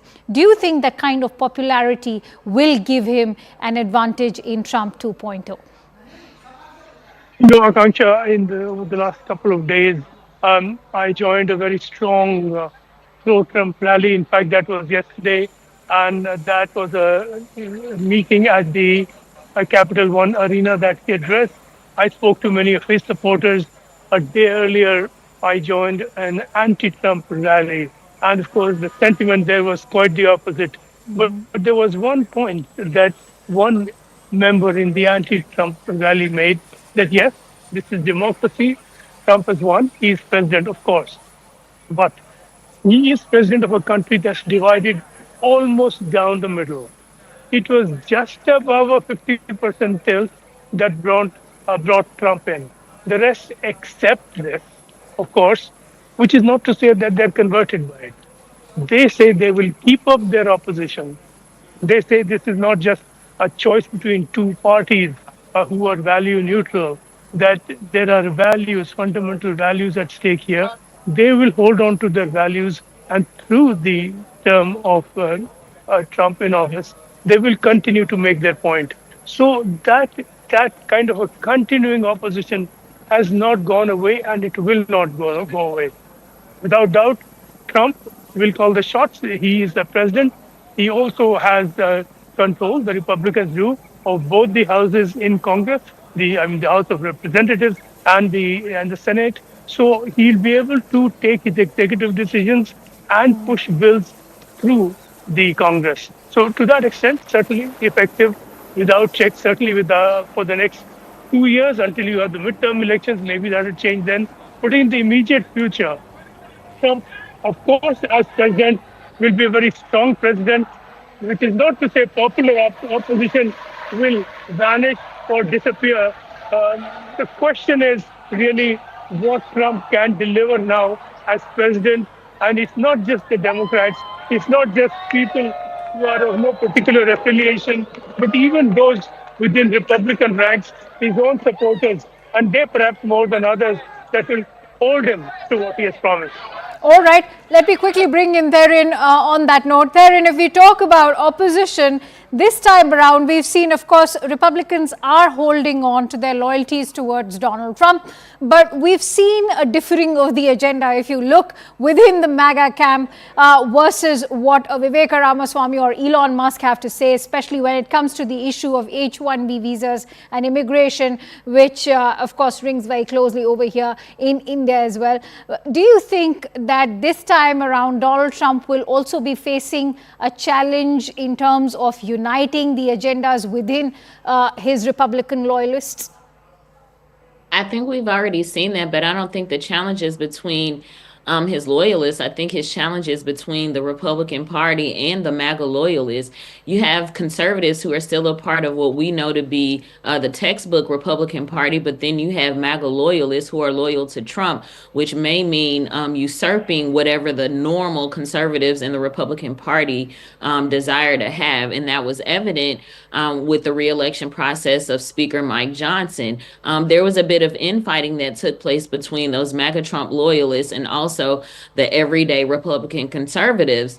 And that's why we saw now President Trump have to make a couple of phone calls to folks in order to get Speaker Mike Johnson over the threshold. Yes, he got elected on the first ballot, but that was because they held the vote for several minutes, almost an hour. And then they also held the vote long enough so that people could change their minds, get a couple of phone calls, have a couple of backroom meetings. And so now he was reelected Speaker.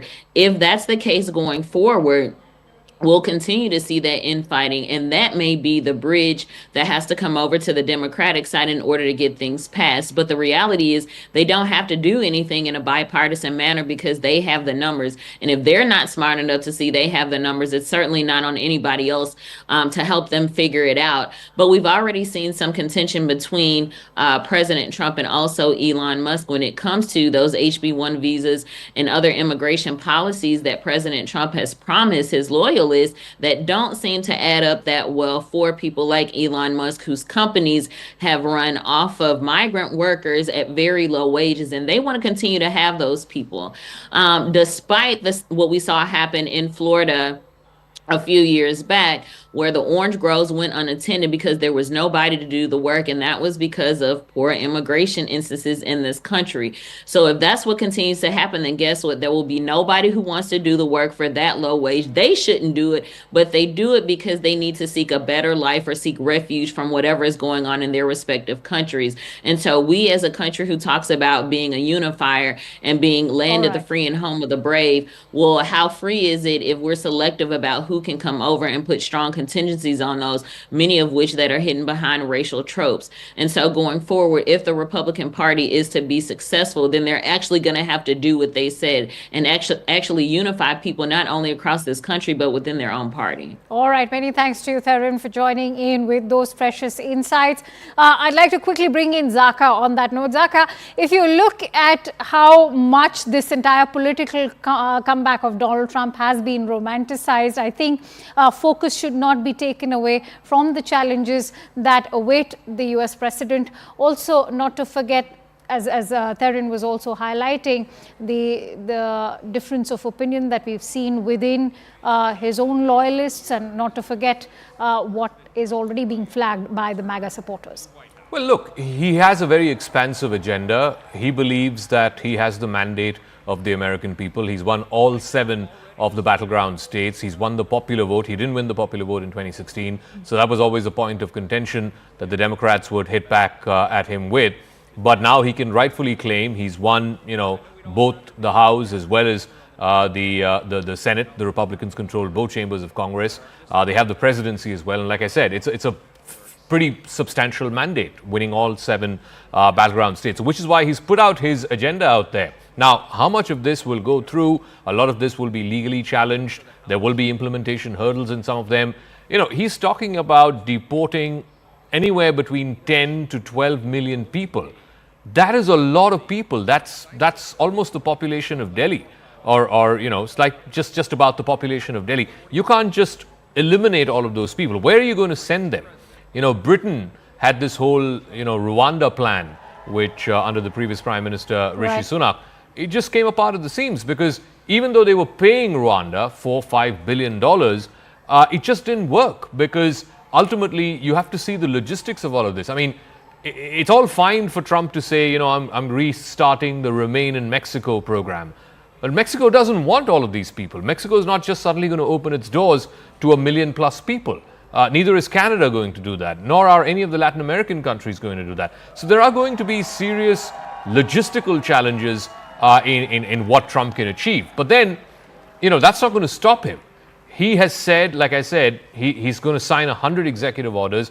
The other big concern for a lot of folks is going to be that, for the next 4 years, you can pretty much forget about advancing any kind of fight against climate change. He's revoking the Green New Deal. He's revoking the electric vehicles mandate. He's saying it's a national energy emergency.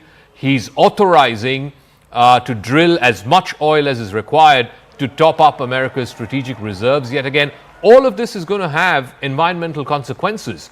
So, look, the point is that Trump doesn't think that that's what the mandate for him was. He believes firmly that he was elected again for a radical new agenda, for a structural sort of break from the past, as it were. He's announced 2 new government departments, an External Revenue Service and a Department of Government Efficiency. That's going to be massively disruptive as well. And then all of this stuff about that's in the foreign policy domain, saying, he's going to rename the Gulf of Mexico into the Gulf of America. He's going to take back the Panama Canal. All of this is going to have down the line consequences. But I don't think Trump particularly cares about those consequences because the way he sees it, one, there is a political argument that can be made that this is why the American people have voted for him. The words he used, the American people have spoken, and here I am. Right. So he firmly believes that that's the agenda for which he's been voted. We'll have to listen JD Vance, I think, is speaking. Let's listen. For the next 4 years.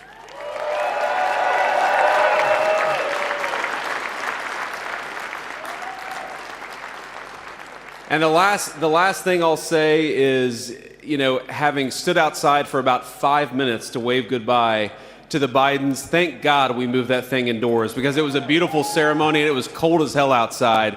So, sir, the 45th and 47th President of the United States, Donald J. Trump.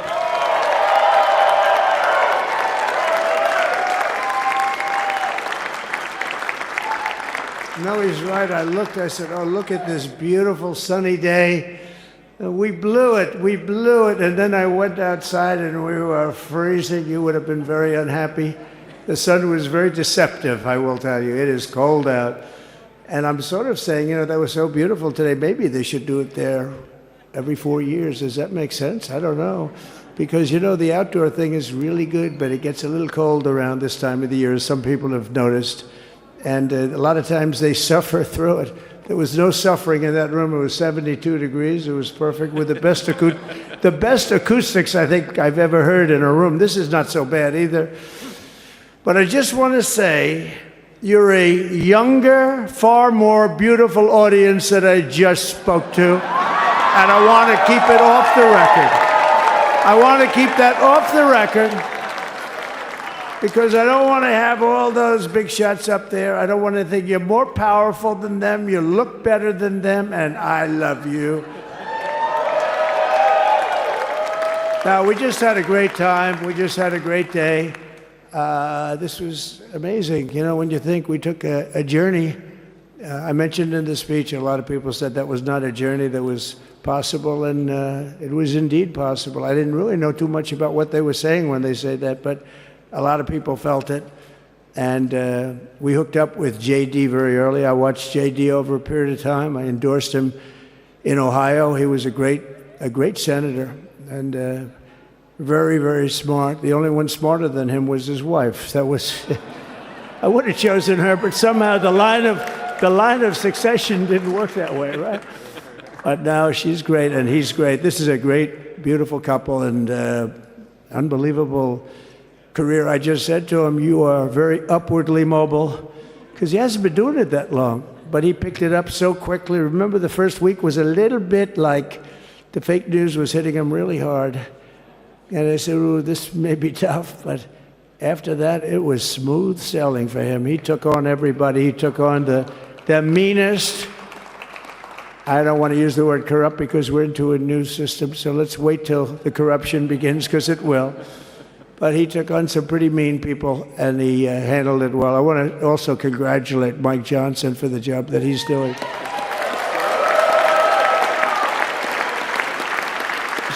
Steve, we gave him a majority of almost nothing, and then I said to make it tougher on him, let me take 2 or 3 of the people, right?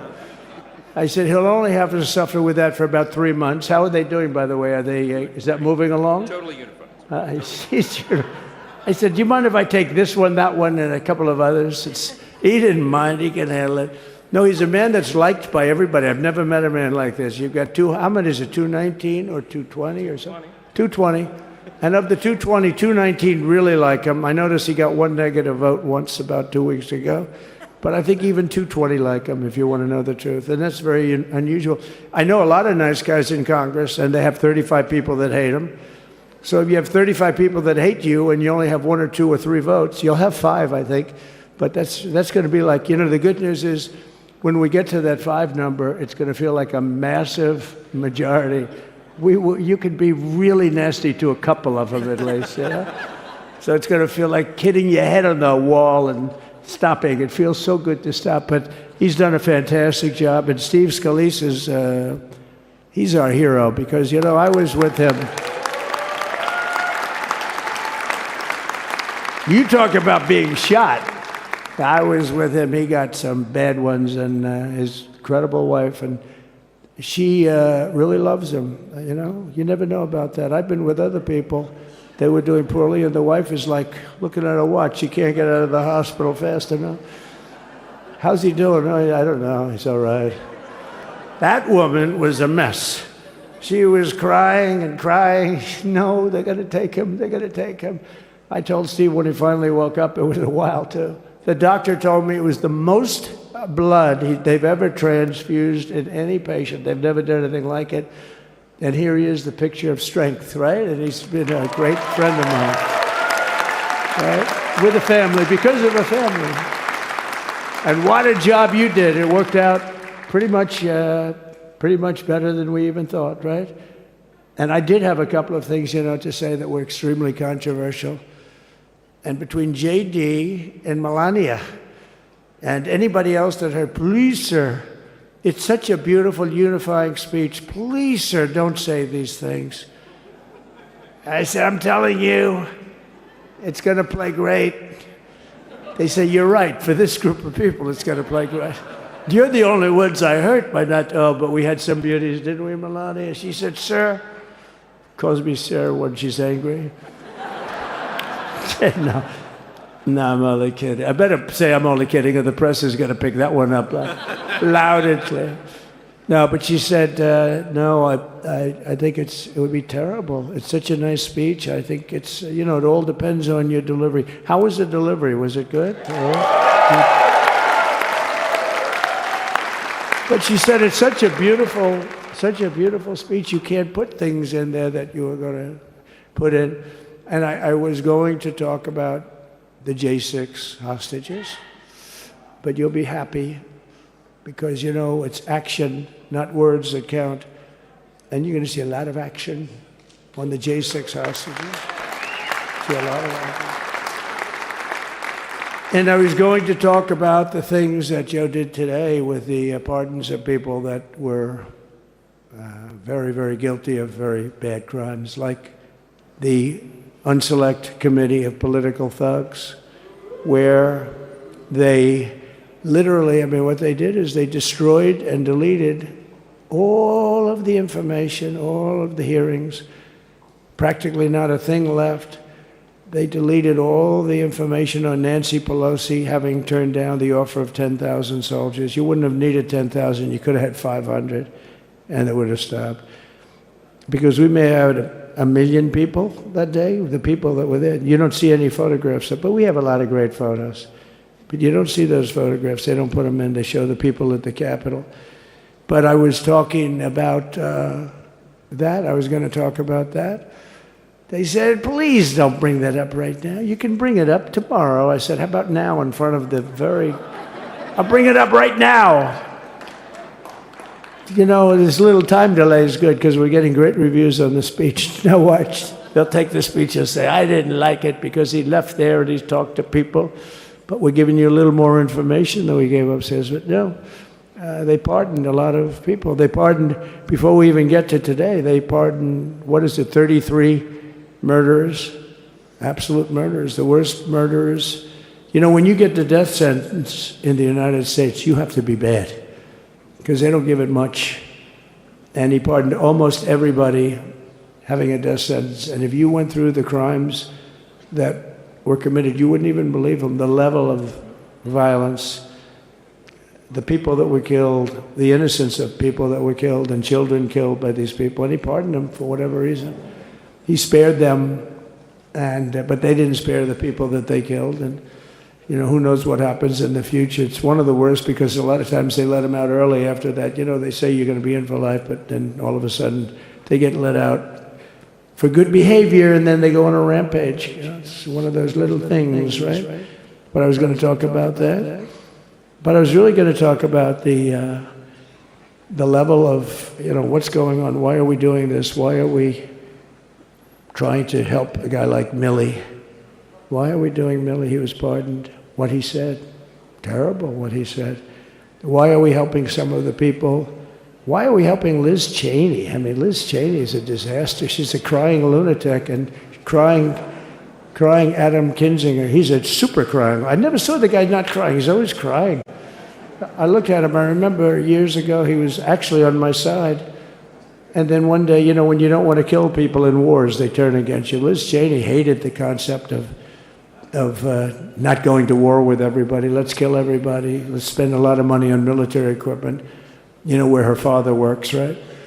And but what she did was incredible. Think of it. They destroyed and deleted all of that information that went on for almost 2 years against Trump. And the reason they did, because it was all false. Like the person that said, I tried to strangle a Secret Service agent. That's one of the toughest human beings I think I've ever seen. I actually had a friend saying, please don't change that, sir. You are the coolest sucker in history. Remember, she said, I put my hands around his neck because he wouldn't go to the Capitol. Made up fiction. And I was rebuffed. And the guy on the right is a massive weightlifter, probably stronger than me. Do you think he's stronger than me, honey? You know who I'm talking. Possibly stronger than me. Slightly younger than me, I won't say how many years because I don't want to talk about that, but a lot of years. But I had a friend that said, why are you disputing that story? That's the coolest story I've ever heard. That I would attack a karate champion get slightly rebuffed, and then throw my arms around a guy with a neck about this big. Even though there are bars, there are bars, you can't really do that anyway. So I wanted to talk about that. But all of that stuff got deleted. And the reason it got deleted is they were all caught in lies. Secret Service testified, and they said it didn't happen. Actually, the two guys were very embarrassed. They're suffering because their friends are saying, did Trump really do that to you? But they gained a whole new respect for me. But it was just make-believe stuff, and there were a lot of make-believe stories made up. So rather than suffer the wrath, like the story with Nancy Pelosi, I offered her 10,000 soldiers.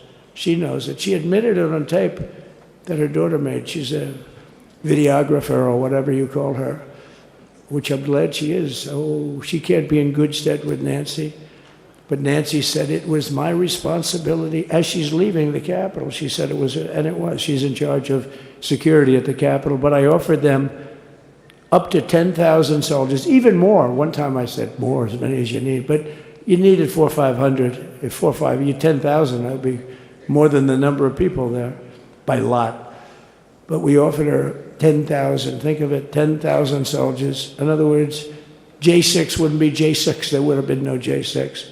But she rebuffed them. She didn't like it. No, she didn't like it. Maybe she wanted that to happen. But she's guilty as hell. And now we would have to go through the process because they destroyed all evidence. They deleted everything. There's virtually nothing left. The other fake story and so many other fake stories. And many people came out on our side. And those people now would got to find them. There's nothing left. So that's a criminal offense. If that were a civil case, it would be a criminal offense. If that happened civilly where you did that, it would be a criminal offense. So I decided I'm not going to make this speech complicated. I'm going to make it beautiful. I'm going to make it a unifying speech. And then when they said we have a group of people that are serious Trump fans, I said, this is the time to tell those stories.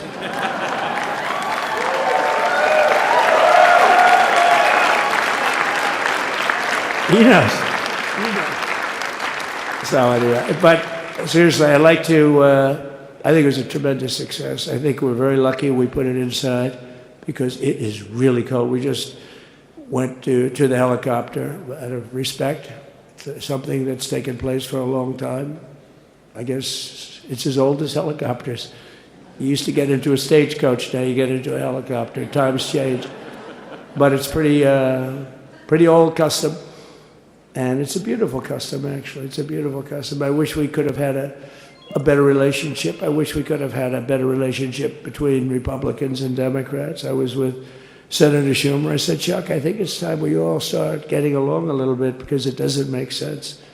I mean, we literally never get a Democrat vote. They never get a Republican vote, almost.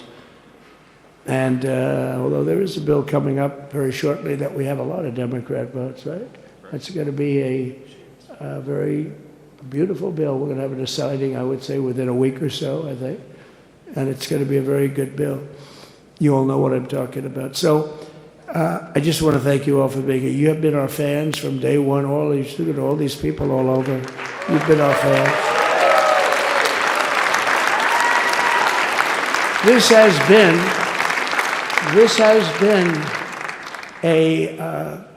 there's never been anything like it. There's never been anything like it. This has been a movement like no movement ever in history for probably any country, let alone this country. You know, if somebody's running for president, and if they go out and they announce they're going to Arizona, they're going to Nevada, they're going to someplace, if you have 200 or 300 people, that would be standard. Ronald Reagan would go out.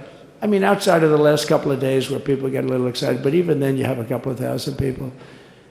But if you're going to go someplace, any place, any one of the swing states, any one of the other states, I mean, how about the non-swing states? We won Alabama by 48 points. We won Tennessee by massive numbers. Wyoming, we won by numbers that are, nobody's ever seen numbers like that. And, you know, places like California, we did great, but when they send out like 38 million ballots, and nobody knows where the hell they're sending them, and then they come pouring back, the whole thing. You know, they passed a law in California that if you work in an election bureau, and if you so much as ask for a voter ID, if you say, sir, ma'am, could I please look at your voter ID?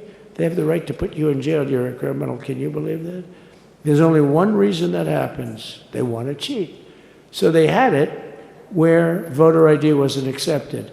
But now if you even ask for it, this is seriously a bill that was just signed, passed in their legislature, and it was signed.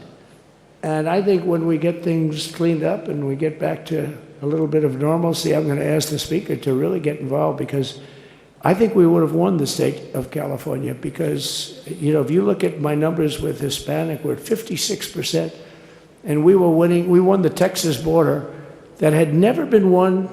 As the governor said, he's doing a good job, the governor, by the way, of Texas. But as the governor said, it hasn't. Oh, did I get lucky? Did I get lucky? Supposing I said, you know, he's not here, but the governor of Texas has done a terrible job. Wow, look at you. You mean we couldn't get you up in the front row? I tell you. Supposing I said, JD, the governor of Texas is not doing his job. You heard what I said. See, I didn't know you were there. I said he's doing a great job. He's doing a phenomenal job. But now you're going to have a partner that's going to work with you, because you didn't have. Not only didn't he have a partner, he had people selling the wall, right? We have a fence structure that we worked on, the governor worked on with me. And I didn't love it, to be honest with you. I wanted a nice precast concrete, 40, 50 feet high, like a beautiful, could have been a T-shape, Y-shape. I love construction. I wanted that sucker to go up maybe 50, 60 feet. It would have looked beautiful, a nice Y shape. And they said, the problem is, sir, they climbed that like a rabbit. I said, what do you mean? No way. And they brought some of these guys out. They climbed it like... And the other thing is you hit it with acid and the thing will disintegrate. They have things for concrete. So they needed very hardened steel, very special steel. And then they needed 7,000-pound concrete inside that steel, inside that steel. And then they have a rebar that's the toughest steel made. Very hard to cut. So this is why very little is cut. They're delivering his second speech at the inauguration crowd, which has come to greet the newly appointed U.S. president over there at Capitol. I'm also joined in by Karen Kaifa from Washington, D.C. In fact, Karen is our CNN correspondent. Many thanks to you, Karen, for joining in. Could you give us a sense of what's going to happen now that the inaugural address is over? We are hearing Donald Trump again, but in how much time is he expected to arrive at the White House? Yeah, it'll be a while before he arrives at the White House this afternoon. Obviously, the inauguration day and flow was turned a little bit upside down by the cold weather here in Washington. But after the swearing in and the address at the Capitol, there was the intent to go and sign some of these executive actions that he intends to implement over the course of his term, campaign promises that he had made. After leaving the Capitol, there will be a stop at an arena in downtown D.C., which is where an abbreviated version of the parade and some of the other festivities were moved to accommodate as many people as they could because of the cold weather. After that, he will make his way to the White House, which you can see behind me, where staffers have been working all day to transition this home from that of former President Joe Biden now to President Donald Trump. Karen, Trump has promised a historic first day with a flurry of executive orders, something he's also spoken about in that inaugural address he delivered. Could you tell us what will be these executive orders that will be prioritized by Donald Trump on day one? Yeah, it's a little bit different for him as president of the United States because he has served as president before. So he came in and campaigned on a number of promises that he had a little more insight into how to implement and get things done than he did when he came in for his first term. Among the things that he wanted to sign into those executive actions today included a number of priorities he campaigned on regarding immigration. That included the declaration of an emergency on the U.S. southern border with Mexico. Also, he wants to get the wheels in motion for an end to birthright citizenship, which will be a very thorny issue here in the United States based on constitutional law. There were a number of climate provisions, things pertaining to energy. He wants to lower the price of energy for Americans. That's on the table as well. And rolling back a number of diversity and inclusion priorities that the Biden administration had put in place. He talked about this during his inaugural address, kind of this laundry list of things that he wanted to accomplish in the early days of his presidency. And when it came to things that reverse Biden administration policy, of course, a little bit awkward because the outgoing president was seated just steps away. All right, Karen, whether it is a choice or a pick like Elon Musk, Marco Rubio, even John F. Kennedy Jr., or even look at somebody like the border czar in Tom Homan, what do you make of Donald Trump's picks in the new administration, and how will they be shaping up his vision now inside the White House? Well, some of these names are familiar, right, to Washington. You mentioned Marco Rubio, who's been a sitting U.S. senator, so he should be able to hit the ground running as U.S. Secretary of State. Ultimately, what has to happen with all of these now nominees, now that President Trump is the president, these are now officially nominees. The U.S. Senate will have to confirm those nominations before they can really get to the work of implementing President Trump's agenda. A couple of them could even take place as early as this afternoon or tomorrow, but some of them are going to face a little bit of a pressing from the Democrats on these Senate committees that they have to clear before their nominations go to the floor.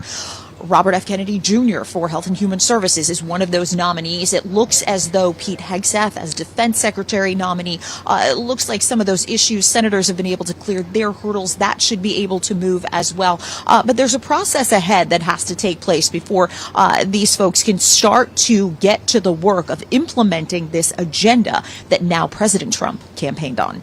All right, Karen Kaifai, it was a pleasure speaking to you. Thank you so much for bringing us all those latest inputs. And with that, we quickly go back to Donald Trump's second address that he's currently making at the inauguration crowd in the Capitol Hill. Let's listen in. Here's the story. They were going to buy it, and these are great business people.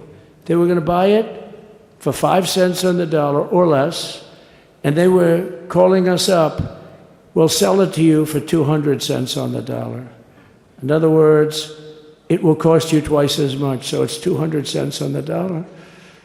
I said, can somebody explain that to a judge? I mean, how corrupt is that? You'd think they'd say, maybe we'll sell it to you for 20 cents, 30 cents, but not 200 cents. So they were going to buy something for 5 cents, and they were going to sell it to us for a fortune. They were going to make they'd have it down in Fortune magazine, they'd put it of the deal of the year, okay? You buy something like that. But it was so corrupt and so horrible. And when we told that to the administration, they didn't care. They just kept going forward. They couldn't care less. And they kept going forward. They knew that they were trying to sell it back to us. They would have sold it back to us. You would have ended up buying it. You would have paid probably 50, 60 cents, who knows. But they were going to use it for scrap metal, but then they made a much better deal. They could just buy it and sell it to us for 15, 20 times what they paid. 20 times, think of it, like 20 times what they paid. And we wouldn't let it happen. And the governor with his attorney general, Ken Paxton, they made a fantastic, they're a good lawyer. He's pushed around pretty good by people, right? I said, you got a great attorney general. They should leave him alone. He was with me. But Ken and the governor went to court, and a judge actually became incensed and actually called for an investigation. How could a thing like this happen? So he stopped it. So we're waiting to put that wall up. And now that you have a new president, that wall will go up so fast. The governor will complain, sir. This is Greg Abbott, sir. Please, the wall is going up too fast. Please don't do that. You know the story about winning. No, we're going to win too much. We're winning too much. Please, let's stop. People always love that one. We'll do this with the wall. Governor Abbott calls, sir, the wall is going up too fast. We can't take it. We just can't take it. No, I think you'll be very happy if the wall goes up too fast, right? But we'll get that done, and we'll work with you on that. But it was a great decision by a great Texas judge, right? And it was beautiful, beautiful to watch. He stopped them right in their track. I mean, they were literally loading this stuff onto trucks. It was terrible. Honestly, it was terrible. and he wouldn't take it. So I'm so glad I mentioned that they have a really good governor in Texas. And I swear, I didn't know he was here. I swear to you, it sounds like a setup. I didn't know you would end. Did I get lucky? I said the right thing. Because there have been moments when I wasn't so happy with him, you know? But not too many, I can tell you that. So anyway, it's good to see you too, Governor. Great. But I just want to thank everybody. You've been incredible. I recognize so many of you. It's so crazy. But this has been a long journey. This was a journey that started in 2015, probably started 20 years before that. People used to say, you're going to run for president? You're going to run? And I always said, no, I don't want. And then one day I said, let's give it a shot. And what I talked about then was the border, too. I think it probably was the number one issue for me. Back in 2015, 2016, I talked about the border. And now I talked about the border, but this border is much worse. We fixed the border. It was totally fixed. There was nothing to talk about. 2020, by the way, that election was totally rigged, but that's okay. It was a rigged election. You know the only thing good about it? It showed how bad they are, showed how incompetent, and frankly, historically, this is a much bigger event. If that would have gone like it should have. The bad thing about it is some bad things happened, like a lot of people in our country that wouldn't be in our country right now. So, you know, that's the bad part. But I will say that it started in 2015, and right from the beginning, we went to the top. Day one, they announced Trump, and Trump went to number one and stayed there for the whole primary. And then we took on Hillary. She didn't look too happy today. We took on Hillary. A very nice person, but we took on Hillary and we defeated Hillary, and then we did much better the second time in 2020. You know, we got millions more votes. We got millions, like 10, 12 million more votes than we did the first time. No president has ever gotten that many more votes. I got like 9 million more than anybody else had ever gotten, and they said we lost. And because of that, I said to Melania, what do you think? And she said, you want to do this again? And had we lost, and had I thought we lost, I wouldn't do it again, because that's like the ultimate poll, right? But I knew how well we did, and this time we made it too big to rig. It was so big. They tried like hell in the butt. They tried to do it, and around 9:02, they gave up. Last time they did bad things, at this time they just said, yes. You know, I don't know if you saw, Mr. Speaker, in Washington, they had placards. They were all set to march. They thought it'd be closer. A gentleman asked me, a very respected gentleman asked me yesterday, how come the polls were so wrong? They showed you winning, but not in a landslide. I said, because people that are true Trumpers are so angry at the whole polling system and at the writers, the fake news, that they don't want to talk to anybody. So when you call somebody from Trump, who are you voting for? They say, it's none of your business. I'm not telling you. And that was probably 40% of the people they called. So they would discard that one, and they didn't show that. And then when the election happened, you know, the vote came, and it was much different, much higher than, we're going to win, but they really thought, they couldn't believe, the one man said, I mean, it was so much higher. We won all 7 swing states. We won the popular vote by millions of votes, which is hard for a Republican. I'll tell you who came through. The unions came through. The auto workers were great. The Teamsters were great. The firemen were great. I think almost every union was great. The only one that weren't great, although Sean was great, and the Teamsters, Sean O'Brien, the head of the Teamsters, was fantastic. But generally speaking, the head of the union was against Trump, but the union would be with us for like 80, 85%. Look what we did with the auto workers in Michigan. Look what we did with the Teamsters. The Teamsters were unbelievable. They were a solid Democrat vote, and they voted for Trump. So we had a great experience. Now we have to go to work and get it done, because we have to do something that's going to be great. We're going to turn our country around. And we're going to turn it around fast.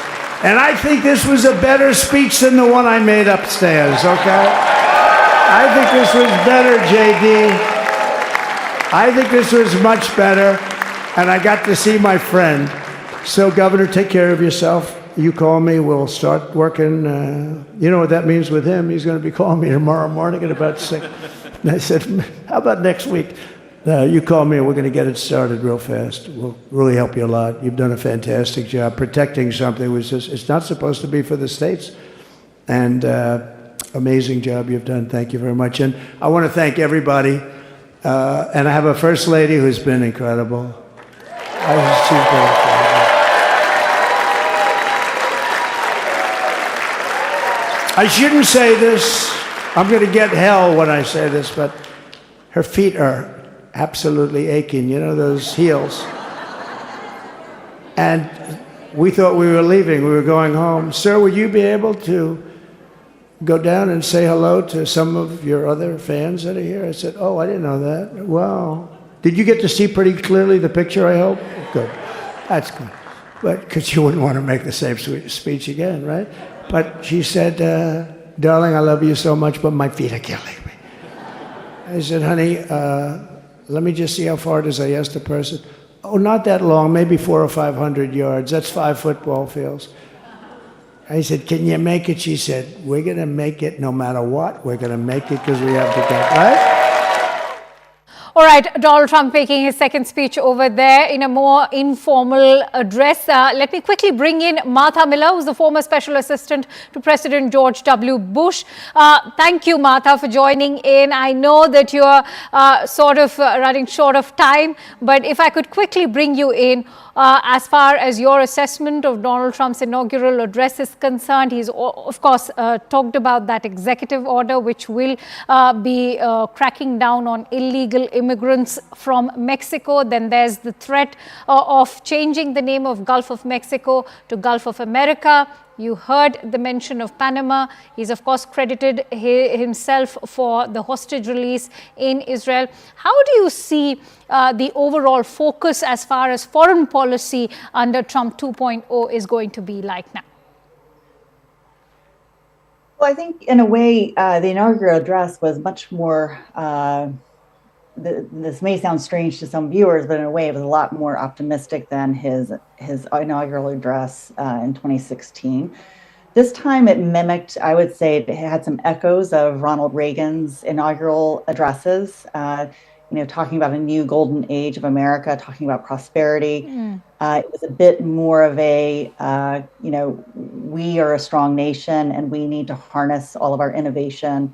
There he was with the tech innovators of America standing behind him.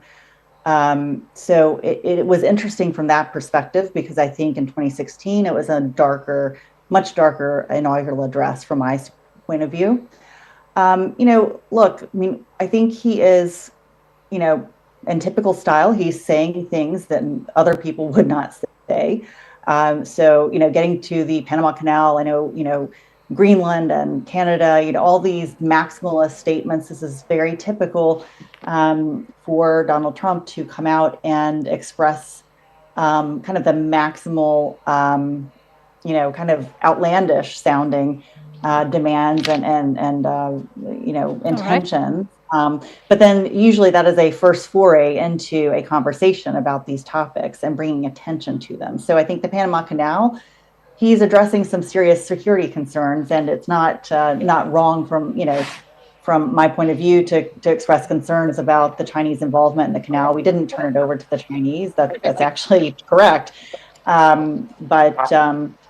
Yeah. So I think you're just going to see a pretty robust agenda. The executive orders, right. Certainly. Martha, I think you were in the former President George W. Bush's administration as well. And he was known to bring the H-1B visas to the forefront. Now, there's a lot of flip-flop on H-1B visa issue. We hear a different rhetoric coming out of Vivek Ramaswamy or even an Elon Musk compared to what Donald Trump had done in his previous presidency. How do you think the issue of H-1B visas and immigration is going to shape up now? I'm not an immigration expert. I'm more, my expertise is more on foreign policy, but H-1B visas obviously are a critical tool in terms of bringing in talent and, a brain trust into the United States.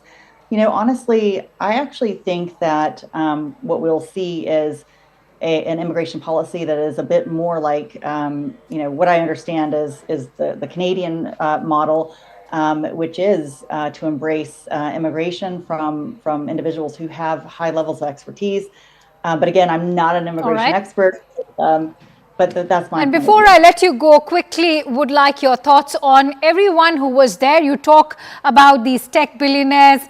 They've, of course, grabbed the limelight today, whether it is Jeff Bezos, Mark Zuckerberg, Sundar Pichai, Elon Musk, standing, of course, with the cabinet nominees very much over there. At the same time, many have been conspicuous through their absence, which is, of course, especially leaders from EU, whether it is Ursula von der Leyen, Olaf Scholz, or even the UK Prime Minister Keir Starmer or French President Emmanuel Macron.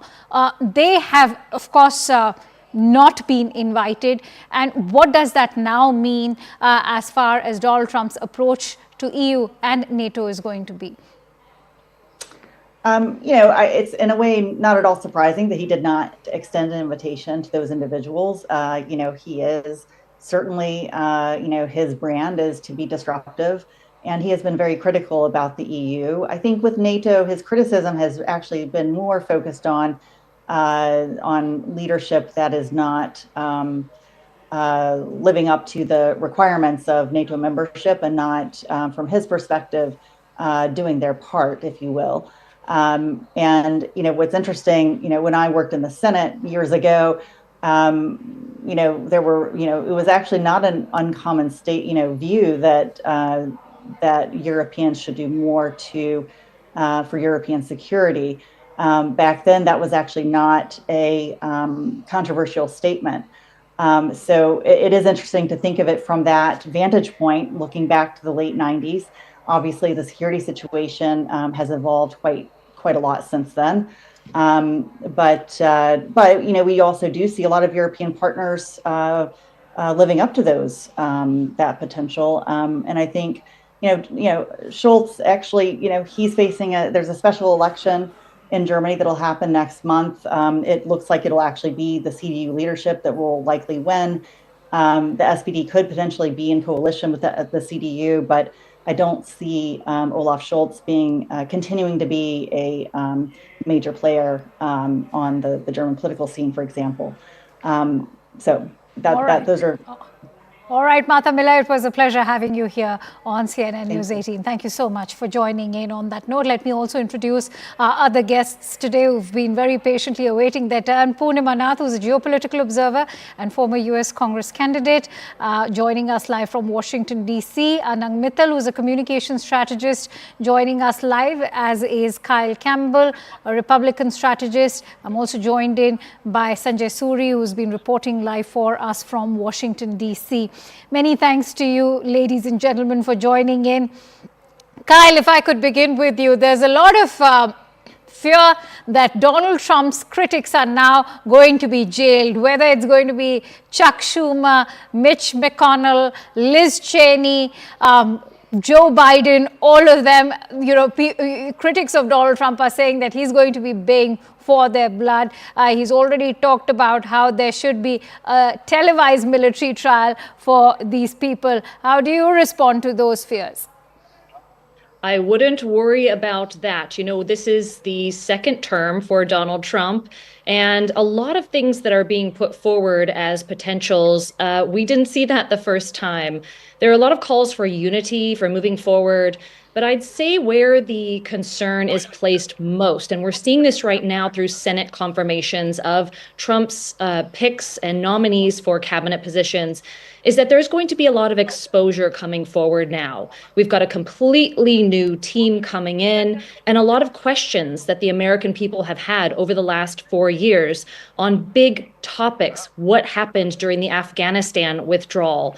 What happened in the 2020 election? What really happened on January January 6th, 2021, COVID questions. And his team is now going to be coming into those positions of authority, but also access and taking a good look around. I think that's where the concern is stemming from. And nobody understands the pain and difficulty of lawfare more than Donald J. Trump. I wouldn't anticipate that he's going to really significantly go after anyone in that same manner that he was targeted and the process that he had to go through. But I do think we're going to enter now into a time of getting the American people a lot of answers on many of these subjects. All right. Anang Mittal, if I could bring you in on the aspect as far as declassifying certain reports are concerned. We are all being told that Donald Trump will also be declassifying the assassinations of Robert K. Jr. or even John F. Kennedy, Robert Kennedy as well. But these are challenges that Kyle was also talking about, that certain questions which have been unanswered so far will be looked into under the new Trump administration. I want to take this aspect beyond the speech that he delivered at the inaugural address. What will be those challenges now for the Democrats in the days ahead? Thank you for having me. Yeah, I think the Democrats are, kind of on the retreat and on the back foot, as it were. And so going forward with the Republican House, Republican Senate, and a Republican president, there will be calls for accountability. There will be massive hearings on major issues like COVID and the Afghanistan pullout.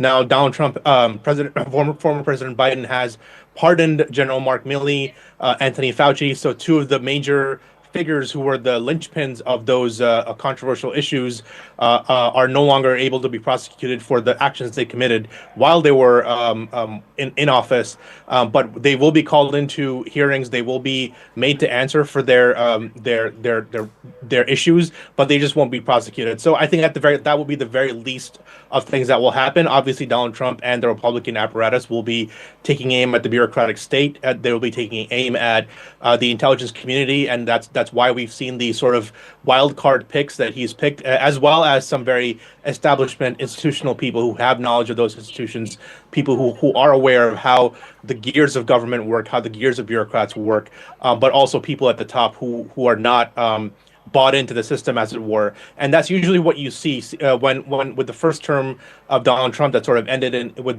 January 6th and sort of the election stuff. A lot of those former Trump officials were not given seats on, massive boards. They weren't made chairmen of companies as they usually would with other presidential administrations.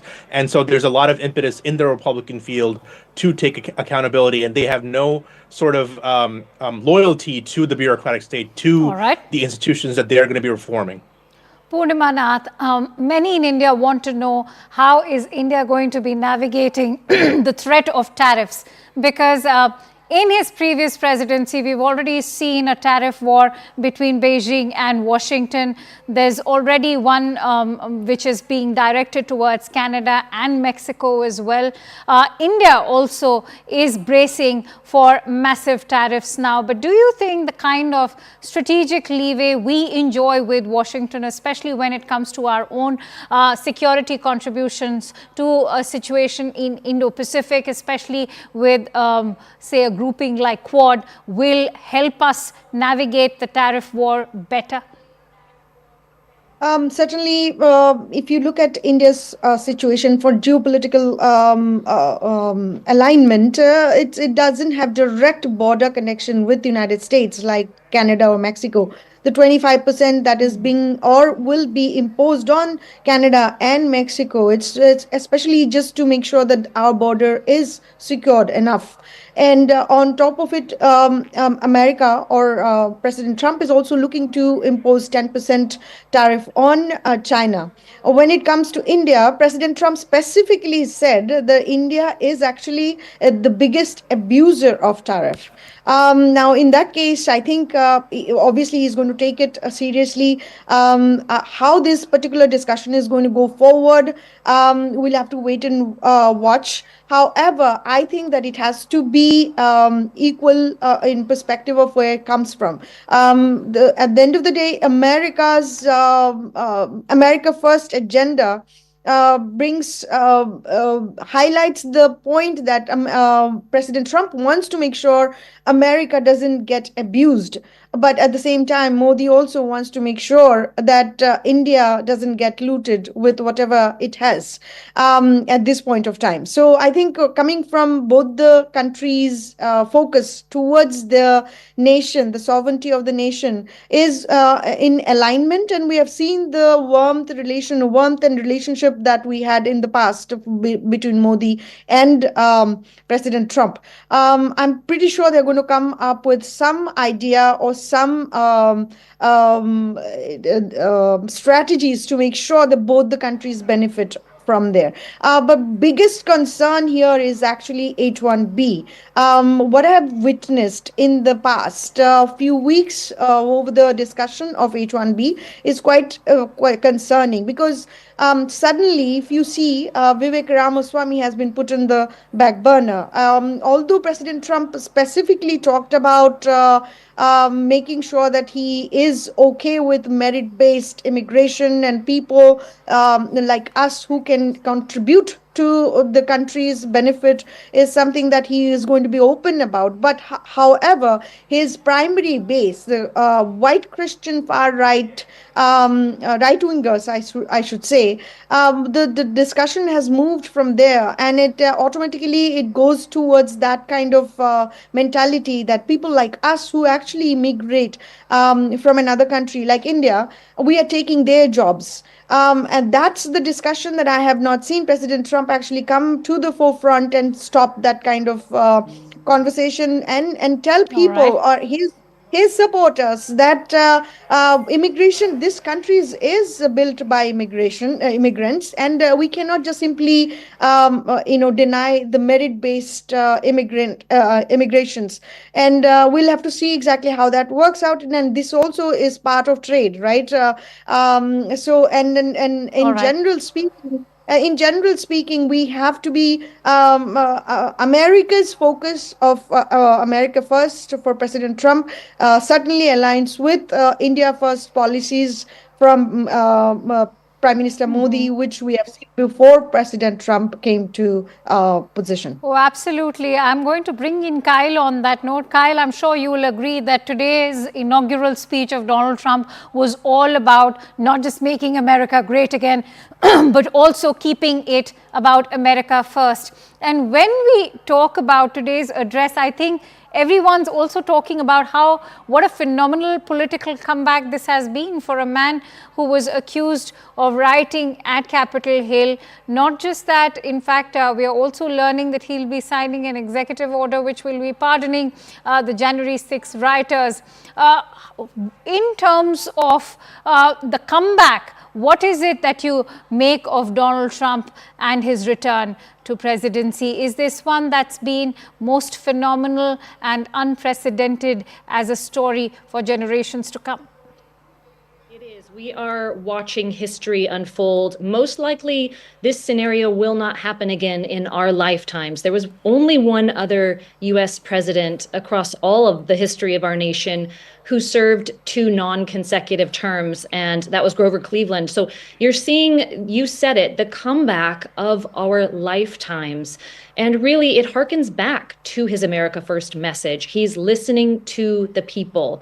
We have gone through 4 years of difficulty, of struggle, and one major theme that has come forward is that the American people do not feel that their voices have been heard. Donald Trump picked up on that. He ran with it. It won him the presidency. That combined with a lot of struggles that we were suffering through as a nation. You know, his presidency versus Joe Biden's presidency could not be more different. And so the American people really stood up, made their voices heard, and wanted him back in. We do finally feel that we have a president in office who is going to be for the people. And so there is a real sense of elation. I think you can see it through the speeches and just the tone of everything that happened today during the inaugural ceremonies. it's weighted and it's got a lot of meaning to it this time because Donald Trump has survived assassination attempts, lawfare, attacks left and right, not just over these past 4 years and certainly not just over this last election season, but since he ran in 2016. And so we have seen him persevere and fight, and he says he's fighting for the American people. So the tone right now is we are seeing something really remarkable and incredible, and there is true joy and hope now for the first time in a long time amongst the American people. And he's going to restore a lot of trust in the federal government to the people as well. A lot needs to be patched up, and we're looking forward to 4 years of not just getting back on track in a lot of ways, strengthening and making our country safer, opening up opportunities for Americans, but to build on that and to move forward in strength, health, and wealth.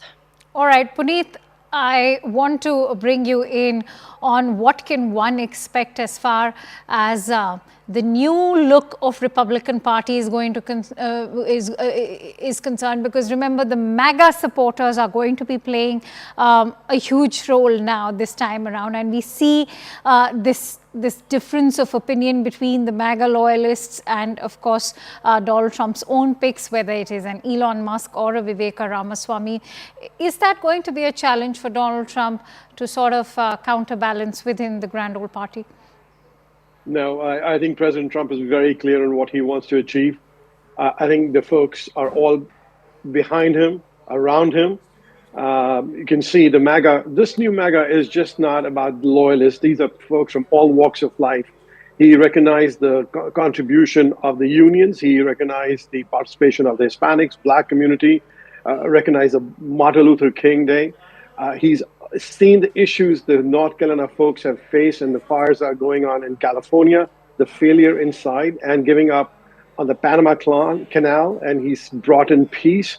You will see a leader who may have a lot on his plate and goals in 4 years to achieve, but he's focused and committed. But you also see J.D. Vance and a great team of diverse group of people who are there to implement it. And we'll see the concerns of inflation, the cost of living, the rule of law, which has been broken under Democratic leadership over and over again. We'll see some sanity back. It's the American people who have spoken. It's the golden age for our nation. I'm proud to be an American. And when you see that picture, when they were around, you have Vivek Ramaswamy, you had Elon Musk. We had all Americans from different parts of the world who have adopted this nation, including myself. I'm a proud American. I'm very proud to have served in President Trump's 2016 Asian Advisory Committee. And I'm proud to support him today. And hopefully we have the great time that he has envisioned for our great nation. All right. Peter Kuznick, who's a professor of history and director, Nuclear Studies Institute at American University, is joining us live right now as well. Professor Kuznick, thank you so much for joining in.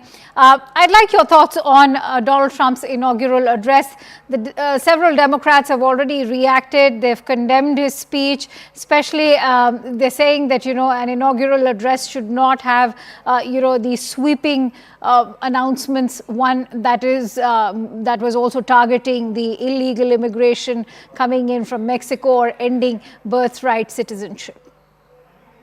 I don't think it's any surprise to anybody that Trump talked about the things he talked about.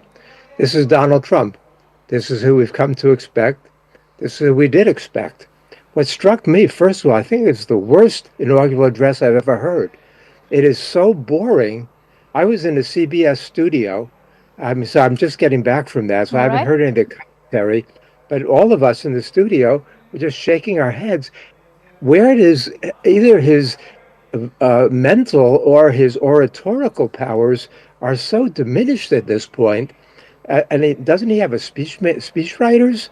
You compare it with any of the great inaugural, even the good inaugural, even the competent inaugural addresses over the years, they all have phrases that ring out, that stir you, that hit you in the heart, hit you in the brain, that give you some vision, some soaring vision.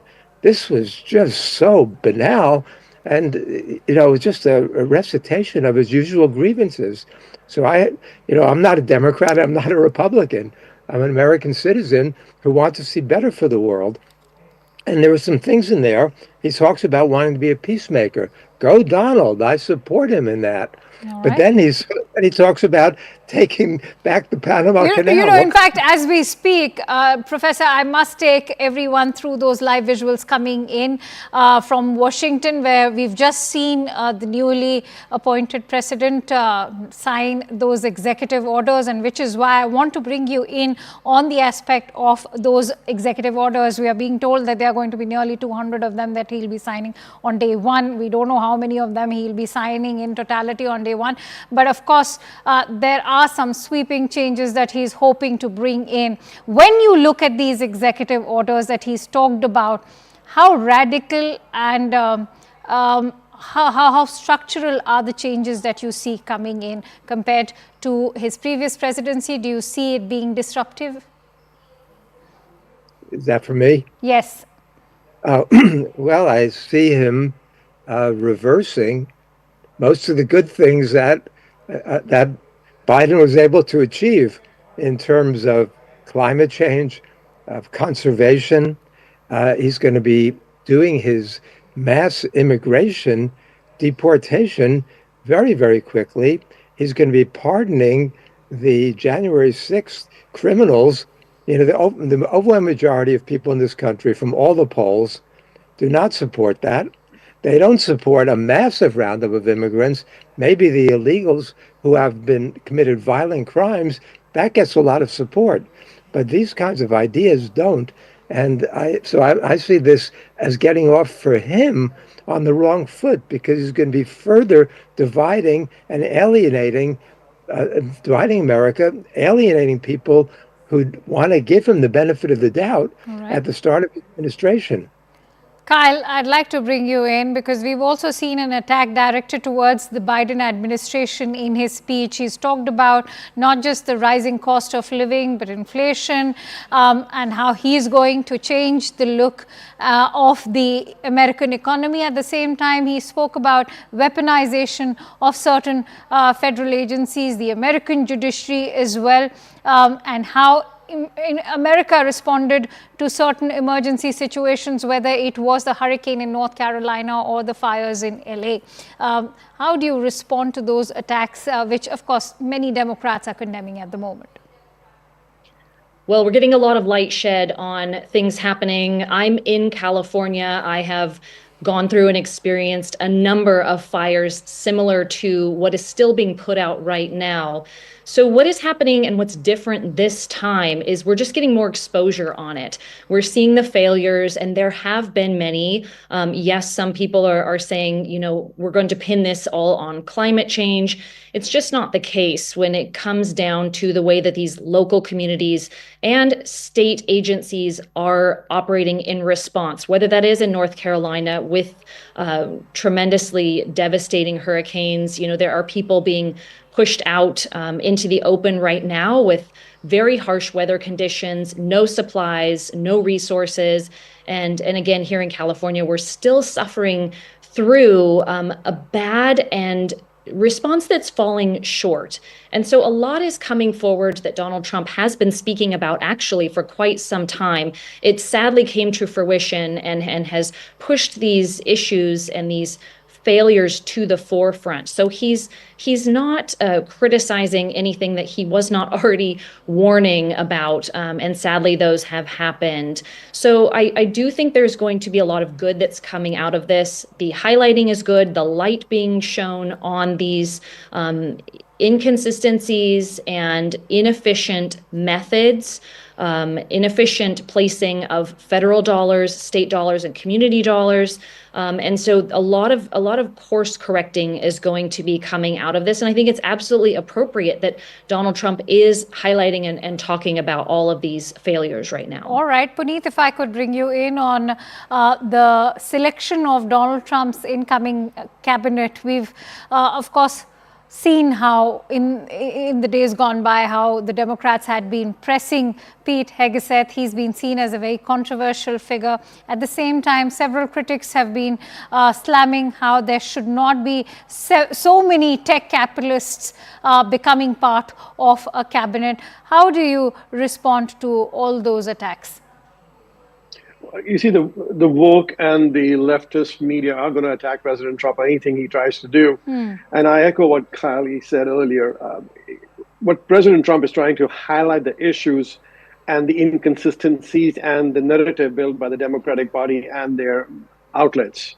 And I'm sorry, Peter is also has some of those issues that has sunk in him. So he has to really see what we see as Americans, not Ivy Tower consultants or advisors. But more importantly, the diverse group of people who he has brought together are not just MAGA Republicans. These are people from different walks of life. We have Tulsi Gabbard, we have RFK Jr., and we have Marco Rubio is exceptional. I think he's going to do a great job on the Secretary of State. And we have competent people on all sides. And again, what President Trump brings his business acumen and wants to go down on the bottom line. How does it save American jobs or create American jobs at the same time, opportunities for Americans, and get the manufacturing going? So he's bringing people from different diverse backgrounds, including Elon Musk, to find ways to really get rid of the fat, because that's how Washington works. It's draining the swamp. And that's the big issue that a lot of folks are having with President Trump, because he's very unplugged. He's very straightforward. He's going to highlight the issues and the failures of the Biden administration and the and the blue states where the illegal immigration is rampant. In fact, rather than taking care of American people or our veterans or our school teachers or our blue-collar highly skilled workers, we're giving money and resources to illegal aliens. And that's wrong. And we're giving jobs to Mexico and Canada, where we should bring them back in Michigan. So when President Trump talks about these fundamentals, it resonates with a large masses. And that's the reason we saw not only the Black, Hispanic Americans, but people from different walks of life came out and supported him, including the blue-collar workers of the unions. And that's the shift that is there. So I feel that he's brought a diverse team. I think we'll have challenges, because nothing is easy in Washington. But again, we have a committed leader with a good band of soldiers with him. So I'm very optimistic, but at the same time, realist too. Peter Kuznick, to bring you in on the issue of China, do you think that there's a recalibrating of approach from Donald Trump's end as far as China is concerned? Because we've seen an invite go to the Chinese president. Of course, he's been represented by the vice president today. But what does it speak of Donald Trump's approach towards China?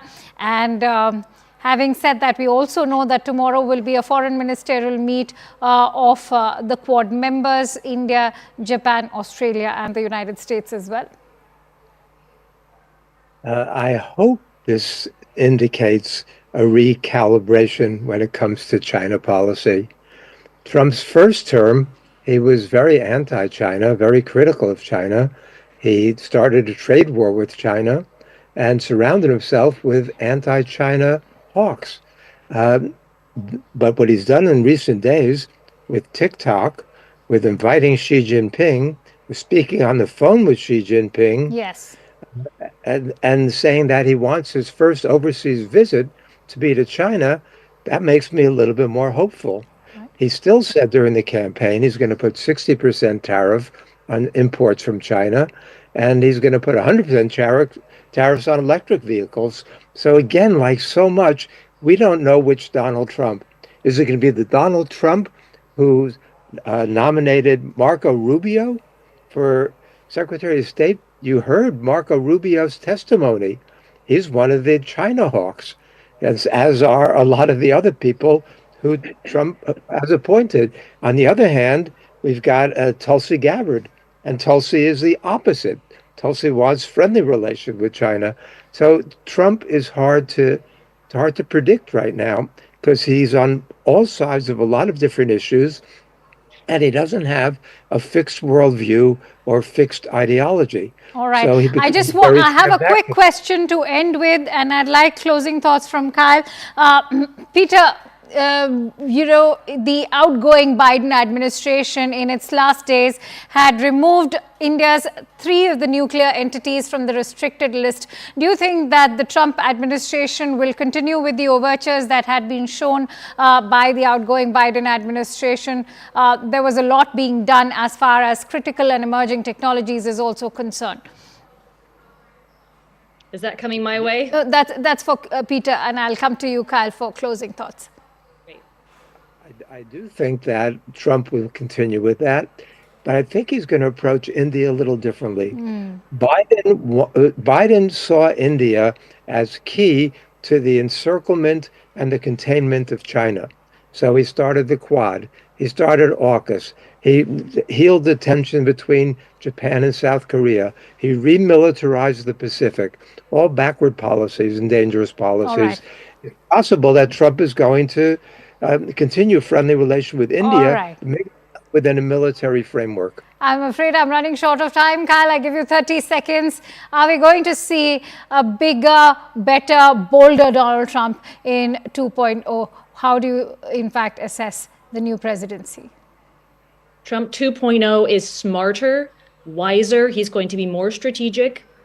He knows what mines not to step on here going forward in this second administration. He is not wasting any time or any moves here. So he's going to really be applying a lot of strategy, and he wants to move quickly. I think he's built exactly the right team around him to do that and accomplish all of his goals. He is the master negotiator. So I think in terms of foreign relations, we're going to see a lot of global healing from him as well. Oh, absolutely agree that he's a great negotiator. Let's hope that he's able to bring those negotiating skills also to the table, especially when it comes to ending the wars, whether the one in Middle East or the one in Ukraine. Many thanks to you, Kyle, and the gentlemen for joining in. And with that, it's a quick wrap from my end. Many thanks to all our viewers for tuning in to our live and rolling coverage of Donald Trump's inauguration ceremony. Thank you so much for watching.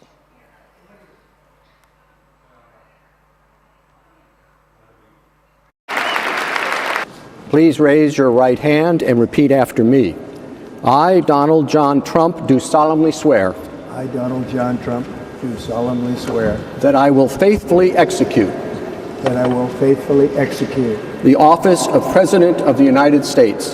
The office of President of the United States. And will, to the best of my ability. And will, to the best of my ability. Preserve, protect, and defend.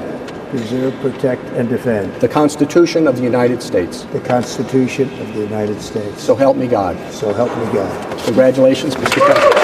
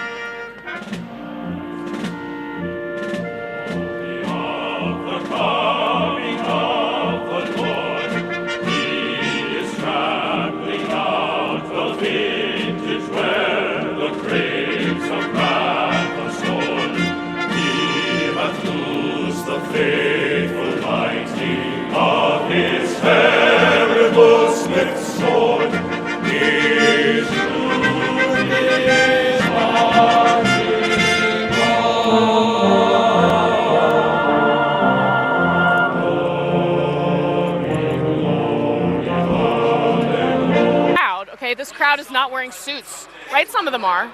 But for the most part, they're wearing camouflage jackets and red hats, right? Yep. This is the working class coalition that brought Trump to the White House. These are the people who are probably not invited to the inaugural balls, who didn't have a seat at the rotunda. They are here. All right, let's listen to Amy Klobuchar, Senator Klobuchar, the co-chair of the inaugural committee, speaking at the lunch. And the horizon endures. The enduring horizon is especially meaningful for us today as we mark our enduring democracy as we approach its 250th anniversary. It's a reminder that what's over the horizon is our next chapter.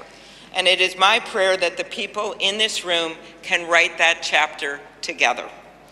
I'd now like to ask U.S. Senate Chaplain Dr. Barry Black, and we thank God he is back with us and in good health, to deliver the invocation, after which lunch will be served. Thank you.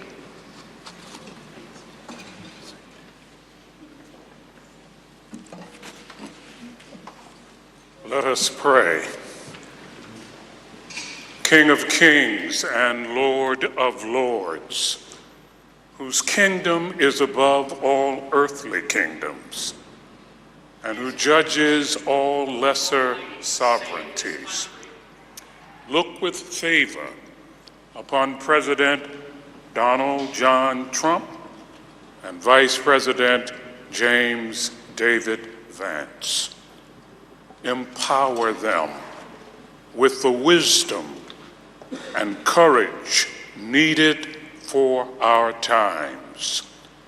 Protect them from the vicissitudes and challenges that obstruct the making of a world of justice, peace, and righteousness.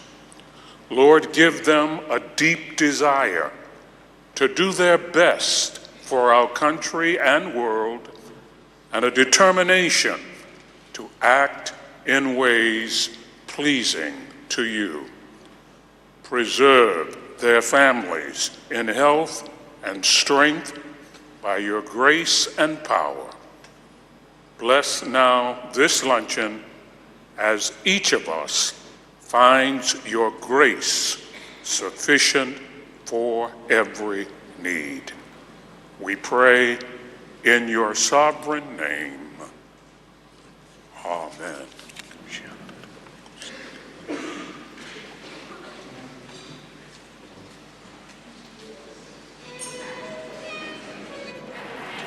Capitol Luncheon.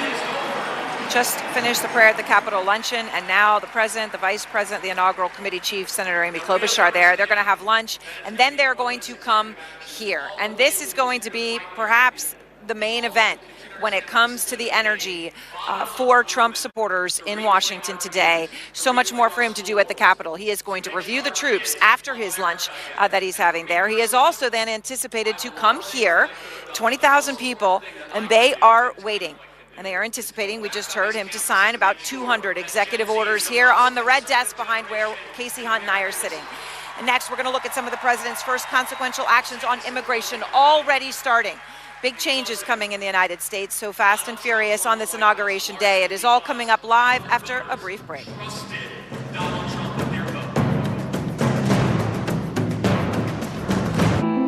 The Whole Story with Anderson Cooper is a 5-time Emmy winner for long-form journalism. This week, a Whole Story exclusive.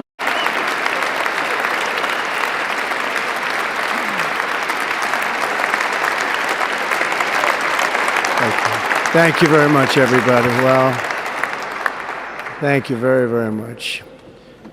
Vice President Vance, Speaker Johnson, Senator Thune, Chief Justice Roberts, Justices of the United States Supreme Court, President Clinton, President Bush, President Obama, President Biden, Vice President Harris, and my fellow citizens. The golden age of America begins right now.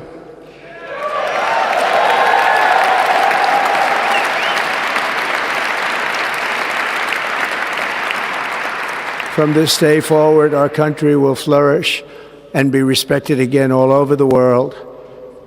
We will be the envy of every nation, and we will not allow ourselves to be taken advantage of any longer. During every single day of the Trump administration, I will very simply put America first.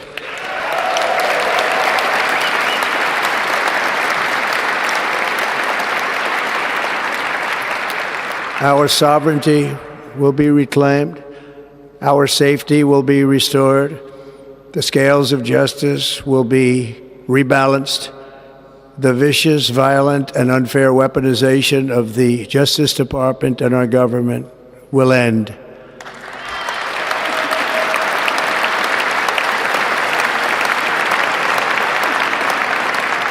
And our top priority will be to create a nation that is proud, prosperous, and free.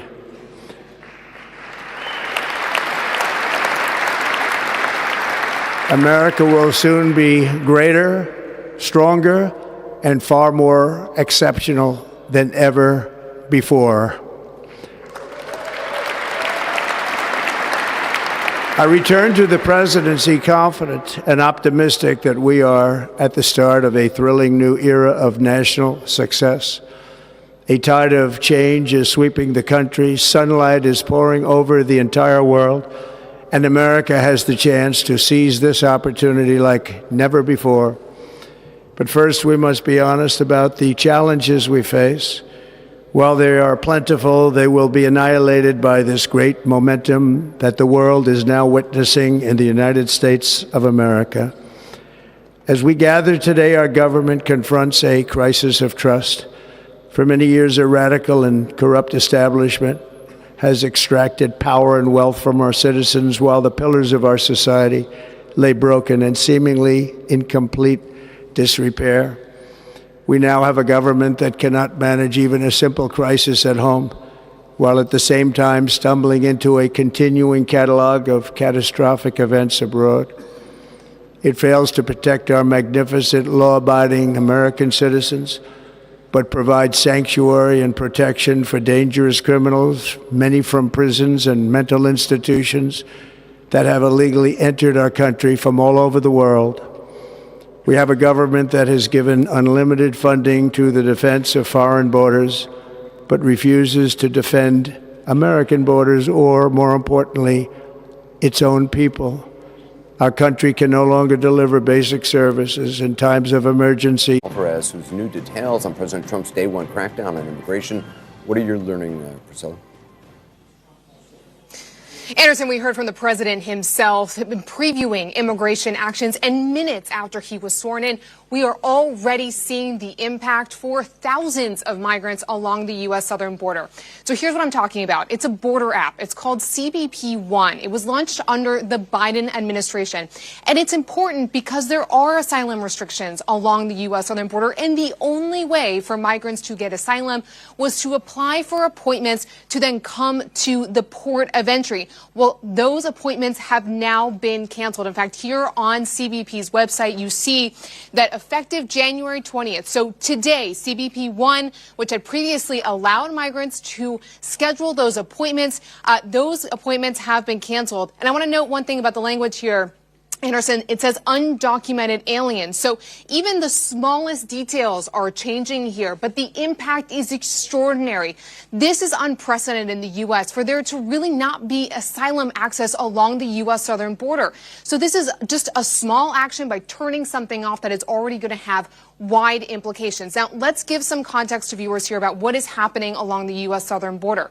Well, the numbers are low. Despite what you may have heard from President Trump there, the numbers are even lower than when he left office. In fact, in December, the last month of the Biden administration, it was around 43,700 people crossing the U.S. southern border illegally. Now, the sources I've spoken with said, well, they still want to double down on the U.S.-Mexico border, and White House officials have already previewed to reporters actions like a national emergency declaration to shore up resources from the Pentagon along the U.S. southern border, and also bringing back one of the president's key border policies known as remain in Mexico. Now, that is an executive action we expect to see later today, and it would kick off the process of essentially sending migrants back to Mexico while they wait their U.S. immigration court hearing. So all of this in some ways is, as some officials have told me, what's old is new. But I'll say one thing that is new and is a resurfaced idea from the first term that didn't happen, ending birthright citizenship. That would be kicking off the process and teeing up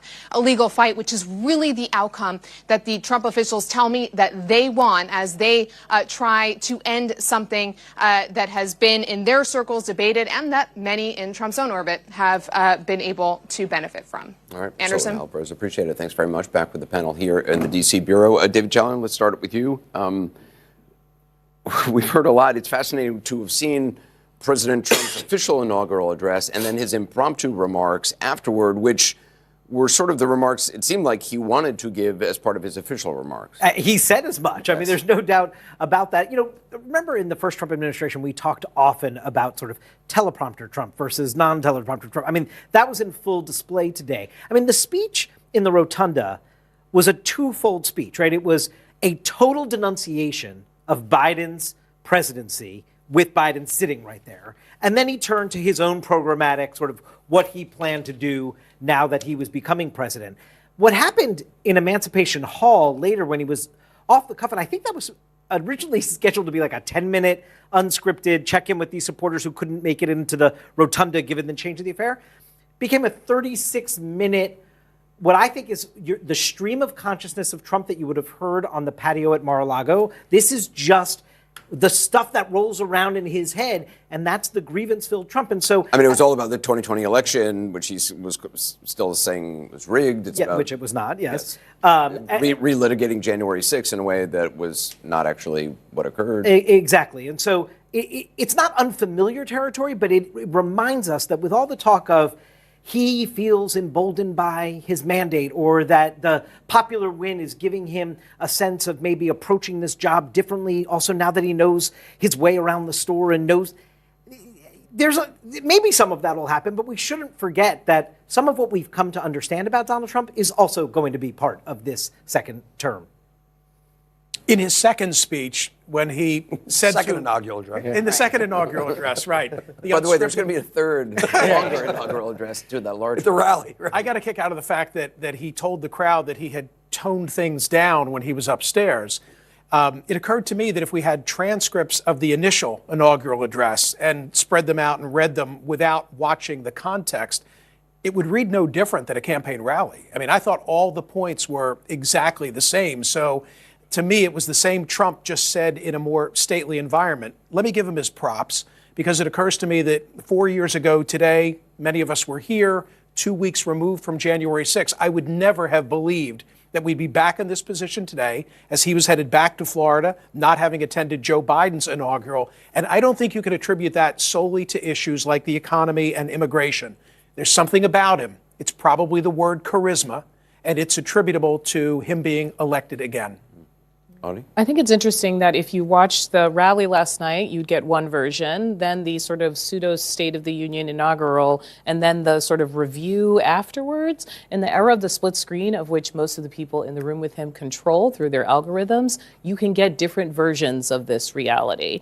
The other thing is talking about January 6th the way he did, in a way, to me, underscored Biden's point in doing preemptive pardons for certain people, because it showed that the president is still preoccupied with these vendettas. He was attacking Mark Milley again. Exactly. So to me, it sort of undermined the argument that like Biden should have done this and all this stuff. It's still on his mind. And finally, we're all focused on this when the pile of executive orders that is on the way has been drafted in such a way to really, I think, be more fireproof against the legal challenges that they expect. That's what they learned from Trump 45. David Challen, I've just been told that a portrait of General Milley, which was unveiled at the Pentagon, I think just some 10 days ago, has now been removed. Yeah, it's taken down. It's it's pretty remarkable stuff. What isn't surprising though is to David and to Michael's point is, this is what he got elected for. This is why the list of things that the punch list, so to speak, right, of things that he talked about is why people elected him and that they want to see accomplished. He's going to go to that arena He's going to sign executive orders, and people are going to cheer. He's going to hold them up, and people are going to cheer because that's why they put him there. The challenge is, he's fixing the woke stuff today. The broke stuff, the people, that's still yet to come, right? So we can fix the woke today by executive order, but the broke stuff, can he fix the economy? Can he make people's pocketbooks feel differently in the next 100 days? That's the big challenge. Reduce energy costs. Make people feel at home when they go to the grocery store, when they go to the pump. Are they going to notice a difference? Does the price go down? Because that's also going to affect, that's why he was elected as well. So those are two components. Well, look, the second inaugural address really was Donald Trump, but I don't want to be distracted by that because Priscilla just reported that now the process for asylum in this country has stopped. And so I think what Donald Trump has been extremely gifted at, and he was on the campaign trail, is that there's some magic over here, and under the table is where the real stuff is happening. And Democrats, progressives, we need to be smart on what we are paying attention to. And he's going to sign executive orders, but he did not sign an executive order about ending asylum, and he has canceled 4,000 migrants' appointments. But asylum, you can still go to a port of entry and seek asylum like under the law. You can still go to a regular port of entry, like under the law, and still seek asylum. You just can't do it. See. You can't do it along the border where there's no port. We're going to take a quick break as we stand by for the next moves by President Trump on his inauguration day. We're getting reaction from a former member of the January 6th House Select Committee who just got a pardon from outgoing President Biden and just got attacked by President Trump. Adam Kinzinger joins us next.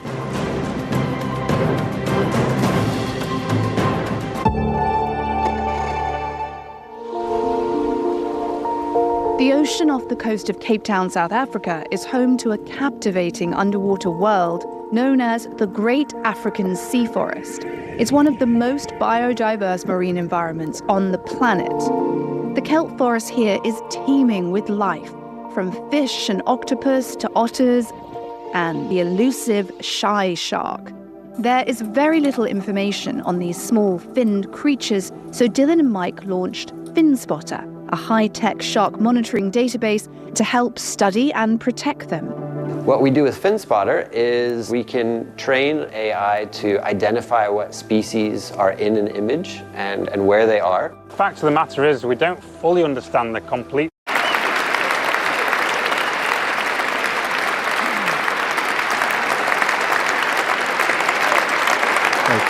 Thank you very much, everybody. Well, thank you very, very much. Vice President Vance, Speaker Johnson, Senator Thune, Chief Justice Roberts, Justices of the United States Supreme Court, President Clinton, President Bush, President Obama, President Biden, Vice President Harris, and my fellow citizens. The golden age of America begins right now.